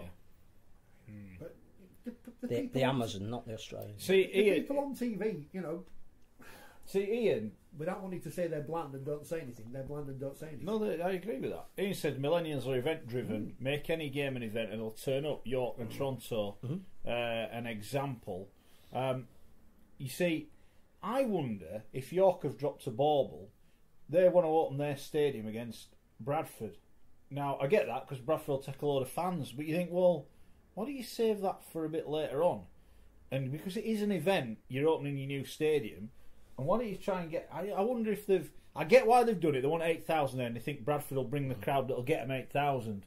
But I just thought, I wonder if you've missed a trick there. Because you get 8,000, can you do it again the week after? But I get it. I think that's going to be an event. So people will go... There'll be people, I want to go to watch that. Yeah. Not bothered I want to be there. I want to be there. That's it. I want to be there. Yeah. And I think then if you're clever enough with your data collection, you do get a bigger crowd for your next game if that's against Swinton. I just thought, I wondered if if they even had that decision where they say, well, do we go against Fev, a local team, and try and do it that way? I only know a little bit about York were playing. They targeted Bradford as the team they wanted to open the stadium because they genuinely think they will sell out the stadium. Yeah, I know. And then the ripples of that go wider than York playing Bradford. Yeah, exactly. Stephen says the BBC won't allow advertising, so the Hearns won't be interesting. They showed the Hearns darts and snooker. They showed the tennis the other week and mentioned the sponsor in the title of the programme. Which it's interesting that, and it's very much a grey area. I go back to why can't we get a sponsor? And it's like I said, the Ladbrokes Challenge Cup here at Wembley. We know, we work in the industry, bookmakers, you go watch any sporting event, how many adverts are surrounding it, and that's where the money is. And if you can say to X bookies or X other bookies, well, you can have some adverts on here when this is on, and they go, right, we'll buy it. How much is it? Oh, is that all? Oh, go on then, we'll have that, yeah. But we don't do that. Haven't Betfred just bought the World Match Play darts? Yeah. How much will they paid for that? And I'll tell you what, it'll be going far market more. rate. Yeah. It'll be far more than the other mob paid for the Challenge Cup. It'll be far more. Absolutely. And that's just for a week. Yeah. It'll probably be as much as they're paying for 3 divisions of rugby league. I'm nothing against that sponsor because they do very good work on social media, which some of our other partners don't. And the segue we were going into was, of course, the once again brought up on social media by people who I don't think know the board. I'm not saying I'm an expert on the broadcasting industry. I can't even say it. Nice T-shirt. Somebody just noticed. Toronto, yeah. Well, I was going to wear it and wind people up, and then I was cold, so I've borrowed this Jamaica jacket. It's a bit small. Thank you, Mascot Brown. Still got the tag on. Not used. No. Back on social media again today was the Hardy annual. I'm sure we do this every week, actually. Why isn't the Championship on TV? Well, why isn't the Championship on TV? Why isn't the Championship highlights on TV? If you want to know why the Championship isn't on TV, follow Richard Coventry on Twitter. I had a bit of a chat with him last night on Twitter. it comes down. Who is in? Was very much part of the Premier coverage of the Championship. It comes down, and I said this to you before. And we had the argument who pays for the coverage. It comes down to the fact that if the RFL, when they sold to Sky, they said, "Yep, no problem, lads, but we want 16 Championship games on every season." And there would have been, there might have been, oh, we'll give you 10, whatever. It would have been on. The RFL don't ask for it, you don't get it. Sky are going to go, I tell you what, we'll spend another $1 million doing all these games. Sky look at it, right, and say, does having Batley Jews run get me any more subscribers? And it's about 80 quid a month now, Sky. Do you think you get an extra 1,000 subscribers at 80 quid? That's a lot of money. Bearing in mind it probably costs you 20 grand to cover the game. Yeah, but that's so you need a certain amount of subscribers. Exactly. Commercial income coming back. But they're thinking, well, we've got the rugby fans anyway, so we don't need to do it. And that's the thing, and that's what's come out. And I have to say, the blame is firmly at the RFL's door. It's not Sky's fault. It's the RFL for not saying. Said it last week. Checker Trade Trophy. Do you think that's going to be on the telly or the radio? If it's not the thing going, yeah, you get all this good stuff, yeah, you see that, yeah, that's on as well. Oh, is it? Yeah, all right then. Where do I sign? That's how it works. And that's how it works. And that's what the Hearns understand. If you don't ask, you don't find out, do you? You don't get. Yeah, exactly. Yeah, exactly. But you have to use it as a loss leader commercially in the broadcasting environment that the Championship per se will not make you enough money to cover the costs of filming the Championship in high definition, which is what they need. It's the same with a highlights programme. It has to be of a certain specification, which means it costs a certain amount of money. Now, if you're not going to get that back from the number of viewers that watch it, it has to be the loss leader in a bigger deal. And I don't think we've exploited that enough with whoever has been doing our TV negotiation. Now, it may be the RFL directly, it may be the firm that they employed to do their TV negotiation who just went, Super League's the only thing we're selling. We're not really, we'll write it in the deal, but we don't really want to get involved with that. And I also think, what came out last night, and we inquired about a Championship highlights. We've said that before, and apparently other people have. Now, I'm going to say, I think that's the RFL's fault. I think that's the RFL's fault that they haven't pushed it. I don't think Sky are ultimately that bothered. No. I think if someone could produce it for them to a certain degree, they would. Even if it went on the website, they would do it. They show all kinds of nonsense. Yeah, but stuff. Yeah. I think that's the RFL not going, right, you know what, we actually need to do something about this. But that's partly to do with their media policy, because again, there are so many outlets for content now. If it can't be HD standard, it doesn't mean you shouldn't do it. That is what should be on our league. Are we on HD standard now on the old YouTube? Well, we're supposed to be, yeah. Are we? When people watch it back. Who authorised that? I know. Expenditure. Schoey, did you sign off? Did you sign off that invoice? Less Belgian buns, obviously. Am I right in put them back away. We need them next week now. I wonder we're all skinny, but on HD. Am I right in thinking that it's not just Sky that have the option to make a Championship highlights programme before anyone else? There's also another broadcaster. I don't know. A media partner of the Rugby Football League. I don't know. And we're somewhere down the pecking order. But when it comes down to it, and again, if Keithley exists or not, it will be down to the fact that not enough people turn up or are interested financially in the product. Why should the Championship be on TV? No one seems to be able to say why. Well, because it's a good entertaining rugby league. It's good to watch. That's what the argument would be. Right. Why? Because it's entertaining. Put under the pump here. There's lots of great entertaining things that aren't on television.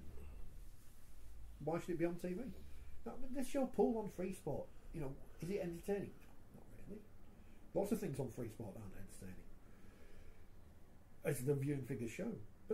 But here's a thing for you. Ice hockey viewing figures last week on Free Sport. Biggest programme on the channel. 50,000. No rugby league in the top 15. 50,000 people watching ice hockey live on a Wednesday night. Are 50,000 people going to watch Batley versus Dewsbury? And if they are, who's going to pay for it? Or Swinton versus Rochdale? Or Featherstone versus Lee?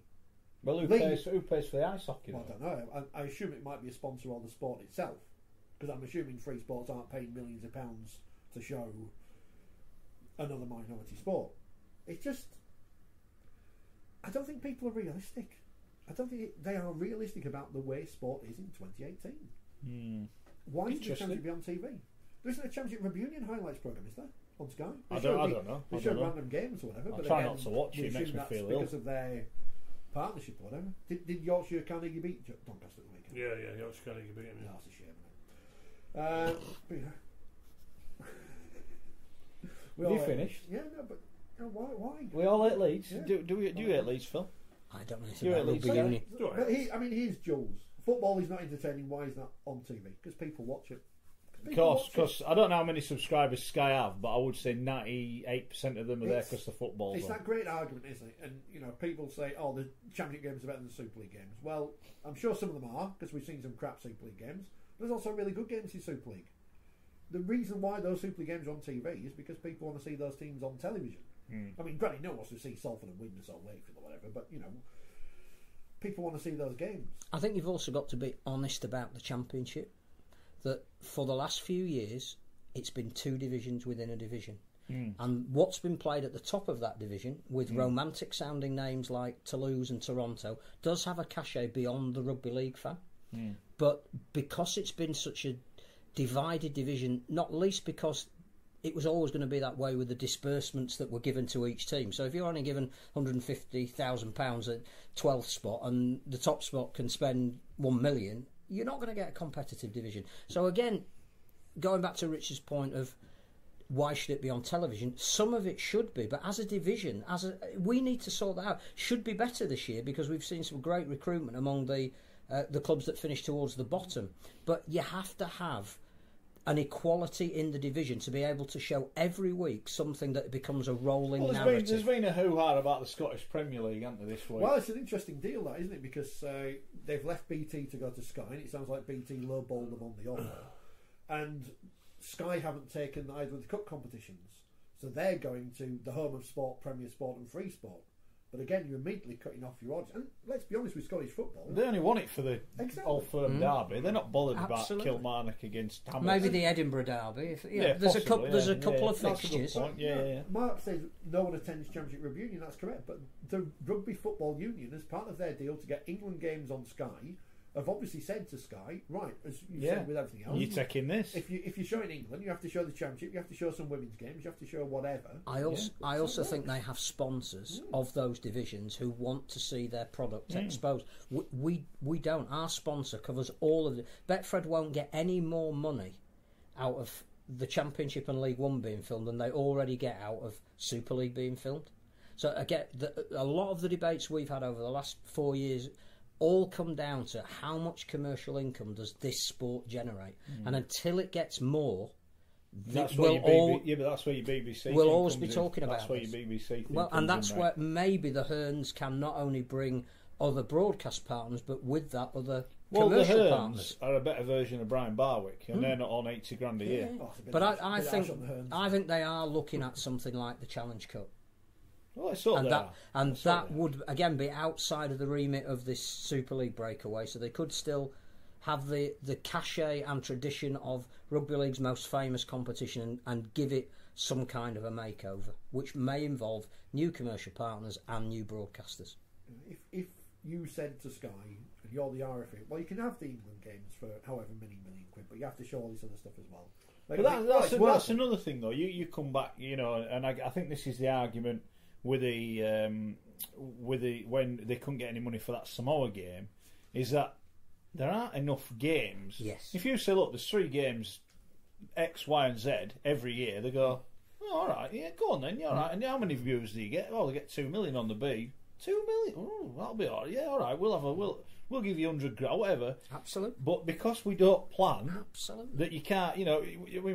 I'm quick to criticise the RFL. You can't say the RFL market guy, why don't you sell the England games? He's like, tell me what the fixtures are. I don't know when they're playing, mate. All right, that's a good enough excuse. And part of that comes down to Super League, who decided they want 29 rounds, including loop fixtures, which precludes the ability to plan the international games. And I think we all spoke about this, and I know Gary's a passionate fan of it.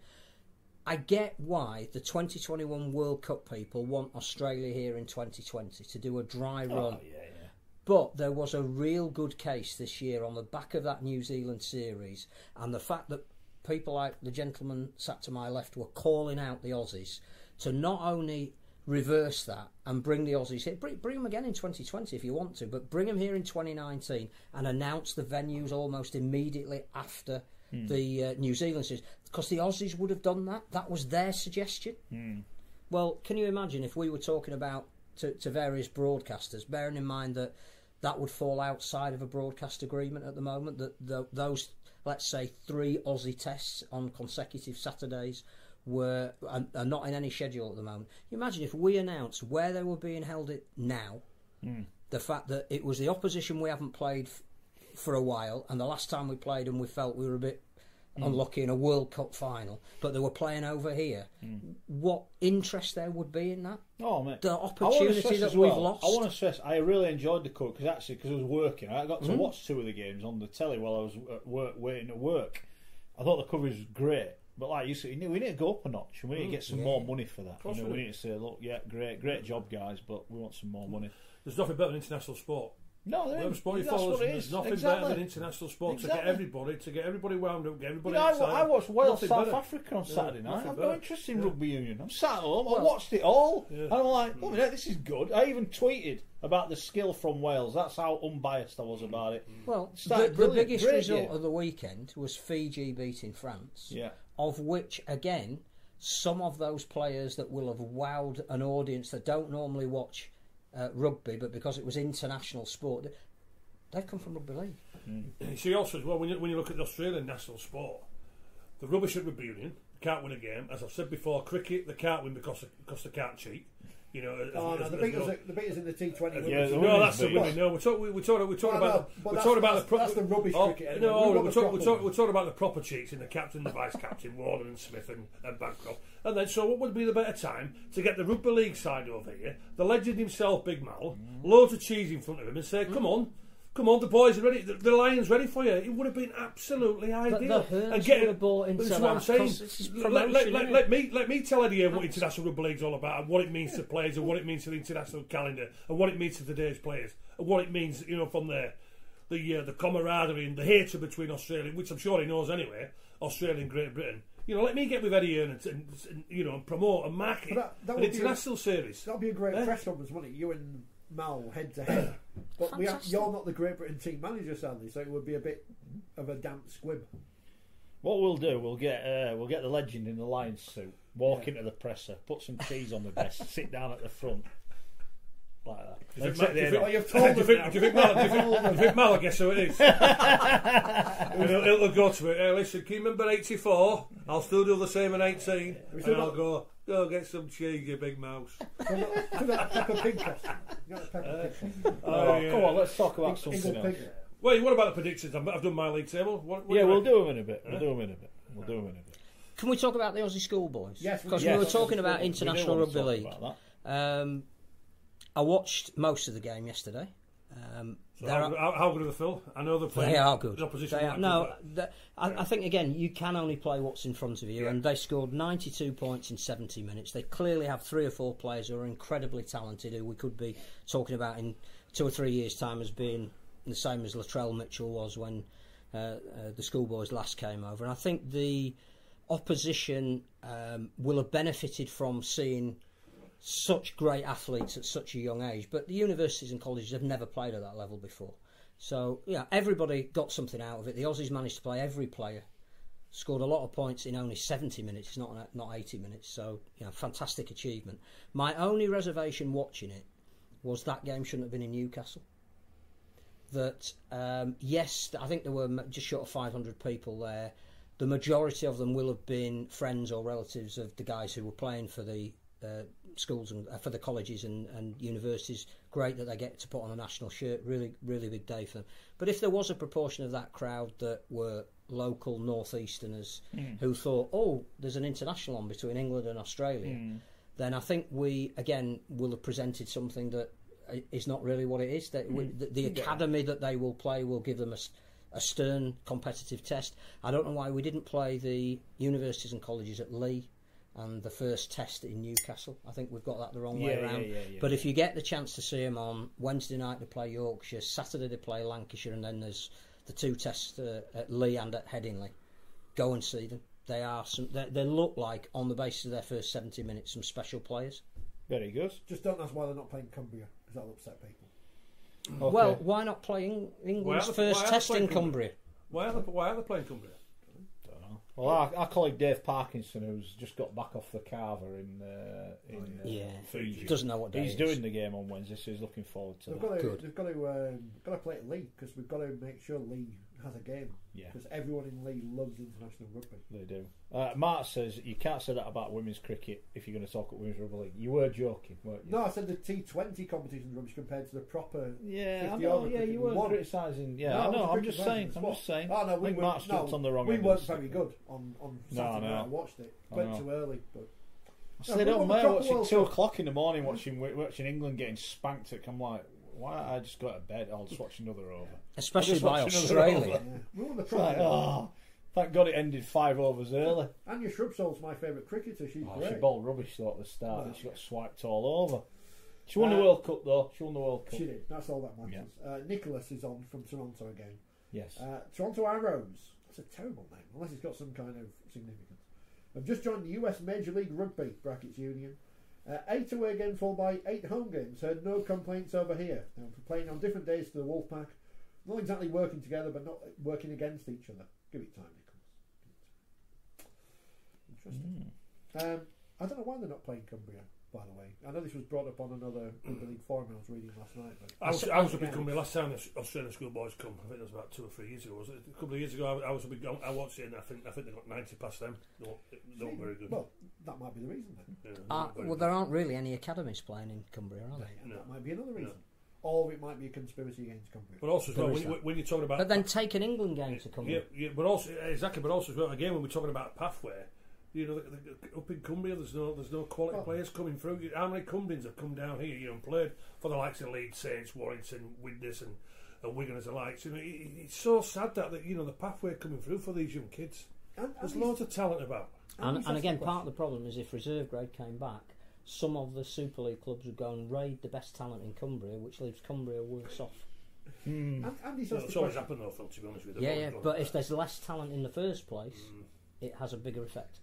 Andy's asked a question about this tour. So they played the colleges yesterday, Yorkshire and Lancashire, and then 2 tests. Why didn't they? He says no one cares about county rugby league, whatever you want to believe in tonight or not. It has to be international. Why don't they play 3 tests against England and Australia? They never have done. They never have done, I think. But why? Why Yorkshire and Lancashire stop at a certain point when it's living in the past? I don't agree with that comment. Why they're playing the county team, because the county team is the next level going up to international rugby league. You know, so. No, I don't buy into that. As we said earlier, we've had a Milner playing first team football, and whichever big games you played in going into international level, it's another 3 steps up the ladder. Yeah, fair enough. Just had some correspondence in about scholarships, and there were, we were talking about this earlier, from someone involved in the game, and they said, look, the scholarships is doing everything it shouldn't be doing. He said, because at 14, 15, you turn around and say to kids, well, you're not good enough.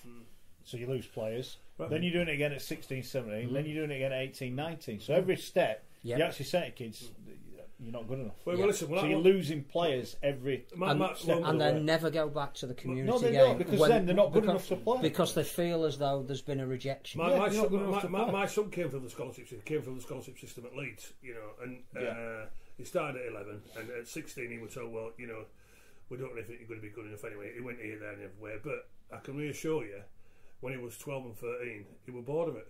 Yeah. Because literally, all it was, he was being told what to do. What does he want to do? He wants to play with his mates, have a laugh, do whatever he wants. And if he's good enough, he'll get found he's good enough. Enjoy what they were doing. And I'll tell you what as well, because obviously I was there watching him, and it was about a 2-hour session. And I'll tell you what, they stood around more than what they was doing with the activity. And there were coaches who were there, and I know they were, and to be honest with you, they couldn't lace a pair of rugby boots, but they were talking all about peripheral vision. When you get to this pitch season, this is what the sort of position you need to be to pass the ball. Or when you're tackling, this is where you need to get your head right, and this is where you need to get your body alignment. It was an absolute load of toss, honestly. And I say that the scholarship system is simple. It's not enjoyable for the lads who are on it because they're being told what to do, and there's no enjoyment for it. They are not allowed to express themselves. Yeah. And be the people what they want to be. the reason why they've been selected is because of quality players at the amateur clubs. But they are not allowed to be that sort of player when they go into this system because it's been taken away from them. But isn't that what Super League is? Well, we can see. Well, every player will say. How many people say to you, Phil? But the game's not the same because the coaching they're being coached out of them. There are lots of reasons why it isn't the same, but is one of the things they're trying to do in the scholarship is replicate what you need to be as an athlete in Super League. Right, Phil, and going back to the implications of bringing in full-time professionalism, the two things that we lost were International Rugby League and the ability to have players that could develop. They had to be the finished article at 19. Well, let me just tell you this thing. Any kid will tell you, right? If they want to be a professional sportsman, whatever sport they want to be, they will say to you, right, I'm going to show the right dedication, I'm going to show the right enthusiasm, but also too, I want to enjoy myself, and that's not being allowed with these kids. No, if you want to be at the top, you will show the right dedication, and that's why the scholarship system isn't working. Yeah, and that's from someone in the game. We've spoke before. The guy who has come out more vociferously, I think, than anybody else about the scholarship not working is Paul Sculthorpe. Now, he is one of Tommy Martin said it as well. I think Sean Long's even said it as well. Paul Sculthorpe is one of the products of the modern game that never really got the wider profile that he deserved.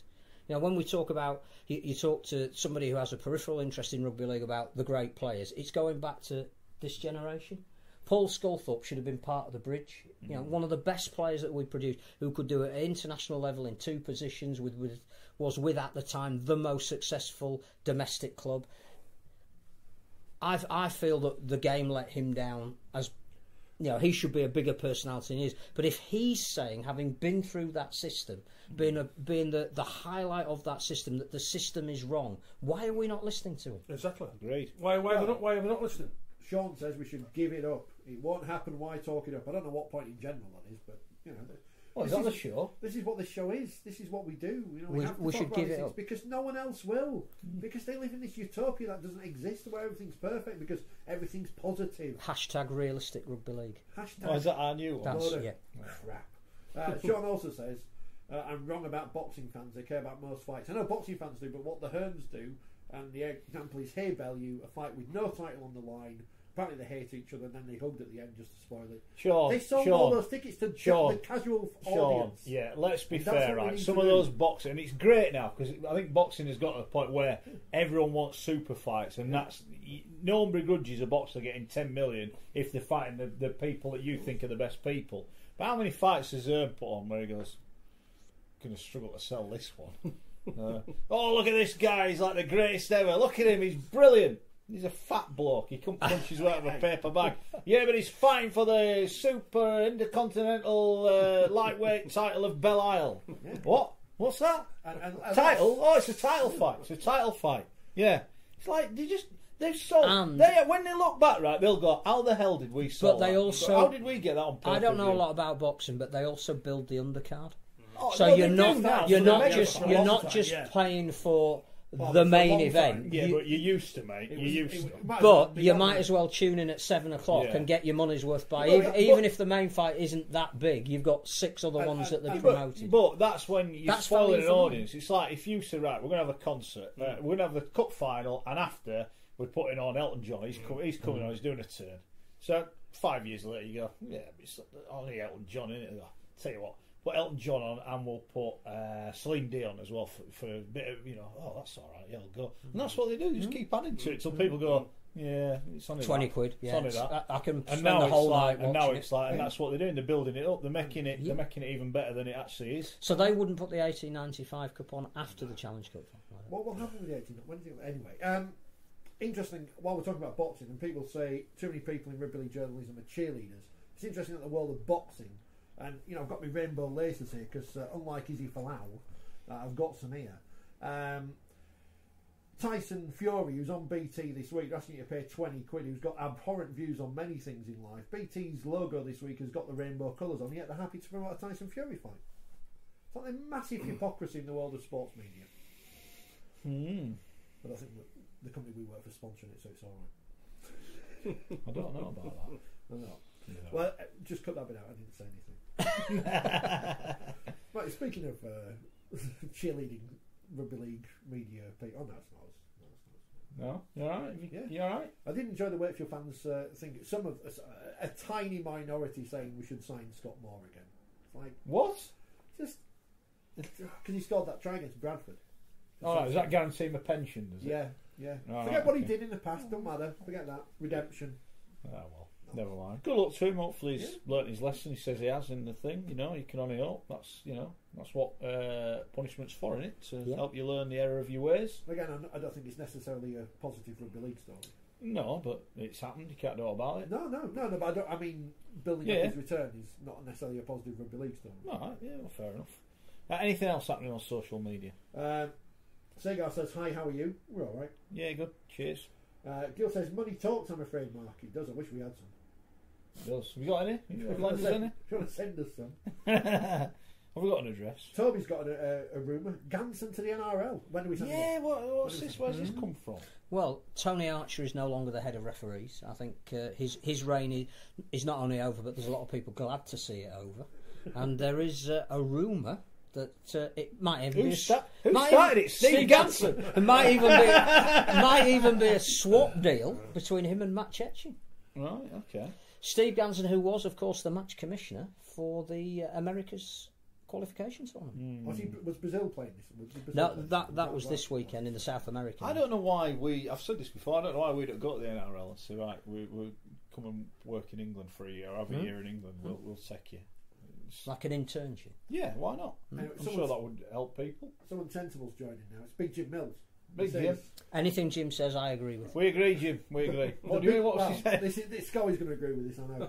The biggest mistake Rugby League made was bringing over all these Australian coaches. They killed our great footballers off on our natural game. We are playing a defensive, predictive game. Well, Justin Holbrook isn't doing that. And last time I checked, he was Aussie, but I wouldn't say that in front of Jim. Just Martin. Yeah, but Phil's on about the majority. So stop trying to. Well, you're all right being contradicted with Jim Mills when Jim's 80 miles away, aren't you? Yes. You know, but he's meaning I'm going overall. into hiding straight after the programme. Overall. The Graham Murray was good when he came over. Well, he brought a toughness mentality. He wasn't the most skillful side, but he brought a togetherness, didn't he? To I know nowadays they call it culture, but he brought that team spirit. That's what Graham Murray brought, without a doubt. And plus as well, he had the best player in Super League at the time, Yes Harris. Yes, he just absolutely ripped people apart at fullback. But he was very, very clever about the way he used it as well. Oh yeah. Graham realised that keep him out of the fray for the first 20 minutes. Mozer were getting up there with the best in the world, so he called the team spirit. But yeah, I've got to agree with Jim. Not because Jim's 6'6" and can pack a punch like Mike Tyson, to be honest with you, but yeah, overall he's right, and everybody will tell you, and even Paul Schoolfoot will tell you, and Longy and all the lads who have been in Super League, Danny Maguire will tell you, the coaches do try and coach the skill factor and flair out of them, and as I keep saying with this scholarship, what have you, it's quite simple. Players want to be allowed to express themselves, and this scholarship, with the kids being told what to do, their enthusiasm is taken away from it, and the biggest thing of all for them is the enjoyment is taken away. I have to say the Aussie schoolboys were the exact reverse of that. But put them in a professional environment. I'm just saying that at the moment, at the age they're at, which is just around the time they can be signed, because the Aussies were they all huge? The Aussies were all massive. Well, I'll tell you what, Phil. Right, the first carry of the England colleges. I think it was the third carry of the game that they had possession. They were hit so hard that the ball popped out. The Aussies caught it, and the next time England touched it, they were 30-0 down inside 20 minutes. Right, I'll tell you what. Do you know what? Do you know what? When everybody goes watch these Australian schoolboys, and I would imagine it'd be the same from Newcastle when they played the other night. The response when they play at Cass, when they play at Leigh, and then when they play at England, you know what the response will be from all the crowd from the British point of view will be? I'd tell you what about the skill level of them Australians? How good were they with passing the ball? Why don't we start saying that? Why don't we start saying that to our kids at 12 and 13? Instead, when they are 12 and 13, they're being told, you can't do this, you can't do that, you can't do this, you must do this, you must do that. Absolute load of tosh. The other point is that in the Australian system, you are not allowed to sign anybody before they're 17. Well, that's what it should be over here. Looking at those schoolboys who are on the verge of being signed... They are still playing a fantastic. You see, also as well, I tell you what, believe it or not, when I went to stay with Wayne Bennett back in 1998, I did enjoy a lot of the moments with it. And when he took us around, when you were in bed. I told you he took us to one coaching session 250 k's away. We got up at 5 o'clock. Honestly, it was an absolute nightmare journey and coming back. But with all the coaching sessions, what Wayne did, and this is what I brought in when I was coaching, I was making sure everybody had a rugby league ball. Everybody had their own rugby league ball. And when you go down to Australia, that's what everybody has. Because the things what they do, they don't, like over here, the amount of times I told players to give them a rate telling off for, because all they want to do is kick the ball. And second row was on football. What are you kicking the ball for? Oh, well, I like doing it. Well, you don't do it on a rugby league pitch, so you're not going to do it now in practice. The reason why you got your ball is, you work with combination, you work with partnership from there for the first 10 or 15 minutes. But the Aussies, and I learnt this very, very quickly when I went with Balmain in 1985, everything what they do in training is all game related. All game related from a point of view. This is the way that we play, this is the way that we concentrate, and this is the sort of enjoyment what we are looking to do. And that's a big difference, Phil. Instead of, as I say, when Jonathan was coming through with that scholarship system, and I hear it up to this day, the reason why a lot of the kids do not fulfil their potential is because the enjoyment is taken out. Okay, fair enough. I want to move on from that. I want to talk about grounds again. Yes. Because John was on earlier, John Paul Mills. I'll give him a name check because he took the time out to get in touch with us on Twitter. He raised a question. A lot of people talking about the reserves, and there's some comments in there, you shouldn't be allowed a marquee player till you get reserves. And then I think it was John said, well, how about you sort your ground out before you get reserves, or how about you spend salary cap before you get reserves, etc. Are we obsessed with new grounds in Super League? No, I think what we're obsessed with is a minimum standard that there has to be for. It goes back to everything we were talking about appealing to millennials and how we're going to raise the profile, how we're going to get more spectators. You have to have a minimum standard. Framing the Future was that minimum standard. We never implemented it. That came out in 1994. But Wigan have got a nice new ground, and their crowds aren't going up. Again, I think it's a minimum standard, though. If you go to those grounds, I think the issues at Wigan are more around some people who support Wigan don't feel Wigan are playing in the manner in which they want to see Wigan play. What's Saints' excuse? But their success. Saints is a really interesting one, because why they couldn't fill their ground this year when they were playing such outstanding rugby, it might be a local issue, but the fact is you have to have a minimum standard. There is a minimum expectation of things like food outlets, toilets, access, all that kind of thing, that when you are at the place that you're going, you have to. Catalan's a classic example. Everything is built around the experience of going to it, but the ground is great as well. It's got heritage, even though they're only started in 2006. It's got corporate, if you want to be corporate. It's got great merchandising facilities. There's a boutique that sells all their kit, but there's beer and various food around the ground. It's a great experience, and then you've got your game on top of it. I think that's what we've got to get to. There's not enough of that a lot of the grounds do have that, but that's your minimum standard. I think that the marquee thing, I don't think that relates to reserves at all. I think one of the things as a sport we need to do is get more and more players that people want to see, and I think it is really encouraging how many clubs are signing players that you're going, oh, Kiluati's playing for Huddersfield, I'll go and watch them. Does that happen? I don't think that happens. I think it does. I don't think it does. I bet you won't get. I think it does. I think you won't get 100 people. I think once Conrad Hurrell pulls over on the league season, shirt, Hurrell might be different. It might be different. I think you're talking about. I don't think people do go, I'm going to go watch him. I don't think they do. I think a lot of people who weren't just St Helens fans wanted to see Ben Barber when he was at his peak last year.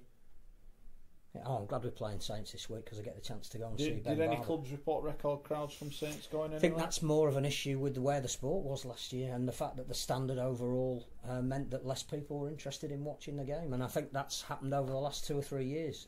The issue, how you change that, is to have less games. I just think this whole thing about having a nice shiny ground, I think a lot of it's a myth. No, it's a minimum standard, not necessarily shiny.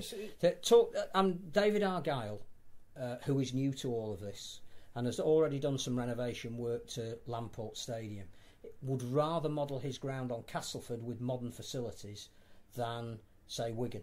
If you talk to him about what he's trying to achieve, he doesn't want to lose that community feel where the players at the end of the game can be very, very close to the fans and they can then go and get changed and go and stand in a beer garden. He wants to retain all that, no matter what happens with size of ground. So he has the modern amenity, but he also has that community feel. And I think that's what you need. And some of our grounds don't have it. It's not about being shiny and new. It's about offering a great experience, but the ability to have minimum facility. I'll tell you what, Phil, if the boulevard could have been upgraded or could have been a little bit, polished up, well, the whole fans would rather be at the boulevard. The whole issue about Castleford is it's great that they may well have a new stadium that's next to Escape. They're not going to get a new stadium. But it might work if they just turned their existing stadium round and built on the training field and kept that feel that they've got at Weldon Road. And that's sometimes are the decisions that you have to decide. Do we move to something that's new but on the edge of town? We might lose some of our traditional support. Or do we renovate what we've got to bring it up into the modern era? Not least so that I think the other thing is about it being shiny and new is how much money can the club make 24/7, 365 days a year. Yeah, so you have to have a certain amount of space. They had a lot of trouble. They inherited a lot of running costs for a stadium that they weren't getting used, and that might be different now. But they, of course, have got a multi-millionaire running their club, and that does make a big difference. But I think and Leeds have got a huge corporate following. One of the things that Wakey don't have that. But they might have more of that. They might have more away fans coming and doing corporate. Is it worth spending 15 million quid to build a new ground and get 100 people? I think if you're a passionate Castleford fan and your 6-year-old is having a birthday party and you can have that at Castleford because the facilities there. I think if you're living Cass, you're happy to go to the jungle anyway. I think you're. I think you'd use it more if it was a more community, and I think that's why they want to move. I think that's because they need that revenue stream outside of rugby league. Seriously, do they want to move, or are they moving because someone said if you don't move, we're going to kick you out of Super League? That's why they're moving. Yeah, that's why they're moving. I don't think they've. And I'll tell you now, when Castle Wakey move grounds, they won't be as high. Castleford was supposed to start building their ground 5 years ago. One of the things Castleford need to do is sell more corporate. And they can't do it in their current. But I tell you what, though, Phil, and also the running costs are huge because it's more and more dilapidated. But again, Castleford fan like the Hull fans, if that Castleford stadium can be developed, they would rather stay there than build a new stadium because it's not just the tradition, but it's the atmosphere, and it's a proper rugby league ground. Simple as that. It's also still for sale. I think the only time Odsal will change hands is when someone buys it as landfill and makes a lot of money. Not the bash though. A couple of housekeeping notes. Stephen says, "Are we doing a show on Christmas Eve and New Year's Eve?" We'll be doing shows, but we won't be here. Shop will be shut. We might be in the Bell Isle. We might be down at the pub. At the Parnaby, live at the Parnaby. Will we be doing it live from the pub? We'll get out Parkside. We'll get a crowd in there. Jamie Field will be on there. You give him Schoey. You tell him how good I am, even though I am 22 stone. You tell him how good I am. Well, we're going to have a rugby match at some point. So is it live? Is it on our league? I think we are going to stream it live. Yeah, we'll do that. Is it for a trophy? If it's for a trophy, I'm not playing because I'll end up losing. Well, no, we all want to play you in the final. I have got a rugby trophy, but unfortunately it's somewhere else at the minute, and I haven't been able to get hold of it since. Right, okay. But hopefully we'll do one day. A couple of polls we did earlier. No one voted, but it doesn't matter. 63% said they'd prefer their game against Toronto to be in Toronto. 40% said Belgrade. 11% London. 12% said somewhere else, like Cleethorpes or Kyrgyzstan, someone said. And are you happy with the summer bash returning to Blackpool? 75% said yes, all those votes coming from the RFL's office. 30% no, 12% why not Bradford? So that's a shame. And also, regular listeners will know, because this is a soap opera, that a few weeks ago, Schoey didn't get his golden cap from the Rugby League International Federation. Big moment, because he didn't play enough games. But one of them was a game, but he didn't count. Because he was against the rest of the world 13, and they're not an official rugby league. The New Zealand Maoris, they played in the World Cup. Their games count, don't they? Even though that's not a nation either. And really, England's not a nation, and neither's Wales and Scotland, and Ireland certainly isn't at the moment. But we recognise that Rugby League Hall of Fame Test match. So, Schoey, congratulations. Here is your golden cap. Thank you very much, lads. I think you should put it on. Thank you. I think you should put it on. Cheers, guys. You need it, and look at the camera and smile. So we can put it on Twitter. It'll go with the golden boot. It'll go with the golden boot, and it'll go with all my other caps. Honestly, put it on. This means a lot. Put it on. you very much. Cheers, guys. It means hell of a lot. There you go. There you go. Me and Mick Sullivan, we're back together again. We're back together again. I mean, basically, what you do is just change Wikipedia. No one will know. No. And it will happen. We'll He has a golden and cap. then someone will quote it. Yeah. And they'll 'Cause quote we've it, done won't this, they? We have done this before. In the past, I have a feeling that's actually a better golden cap. we've Oh, changed, that's all right. we've changed the darts player's nickname on Wikipedia and it has stuck. Yes, So- yes. so it That's has his new. to It's on the happen. telly and everything. Right, we did some polls last week. Let's go through the results. Who would finish bottom? London, Salford, Ulster, or other? Unsurprisingly, London 74% of the vote. Salford 15%, Ulster 10, other 1. Who would finish higher? The Giants or the Dragons? 51% Giants, 49% the Dragons. That was split. 69% say Hull will finish above Hull KR. That got 31%. Cass 64%, 36% Wakey who would finish higher, and 60% of people think Wigan will finish above Leeds. Interesting. I'm not so sure about that one. And 70% of people thought that Saints would finish above Warrington. Thanks to everyone that took the time to vote in those. Always interesting, I guess, to gauge where the listeners are thinking. The cap's gone down well on social media. None of the messages I can read out. All right, okay. He looks well, does the ledge. He looks like he's blinged up now. He can really like a chain on. You know, I've brought a tear to me. I think he's going to break out into Rick Astley in a minute. It just proves that the 46 caps, it means a lot to our team, doesn't it? It does. Sorry, the 50 caps. 50 the does. 50 caps. You know, I mean, we're actually a little bit resentful. We feel we should have had some more, but never mind. £3 and 3 pence from eBay, straight from China. That was tax deductible. Don't shatter the illusion. I'm worth every penny. Don't take the sequins off. I don't know. No. Well, This is going at the side of the golden boot. It's going at the side of the golden boot and the OBE. That's how much this. That's how much this is I priced. would say I hope you take a picture of that, but as you've got the phone for the night. he'll Gmail us it, don't we? He'll Gmail us it. Right, it is 8 o'clock, so I think that's us pretty much done. Thank you. With no rugby league. Yes, Rugby league. yes.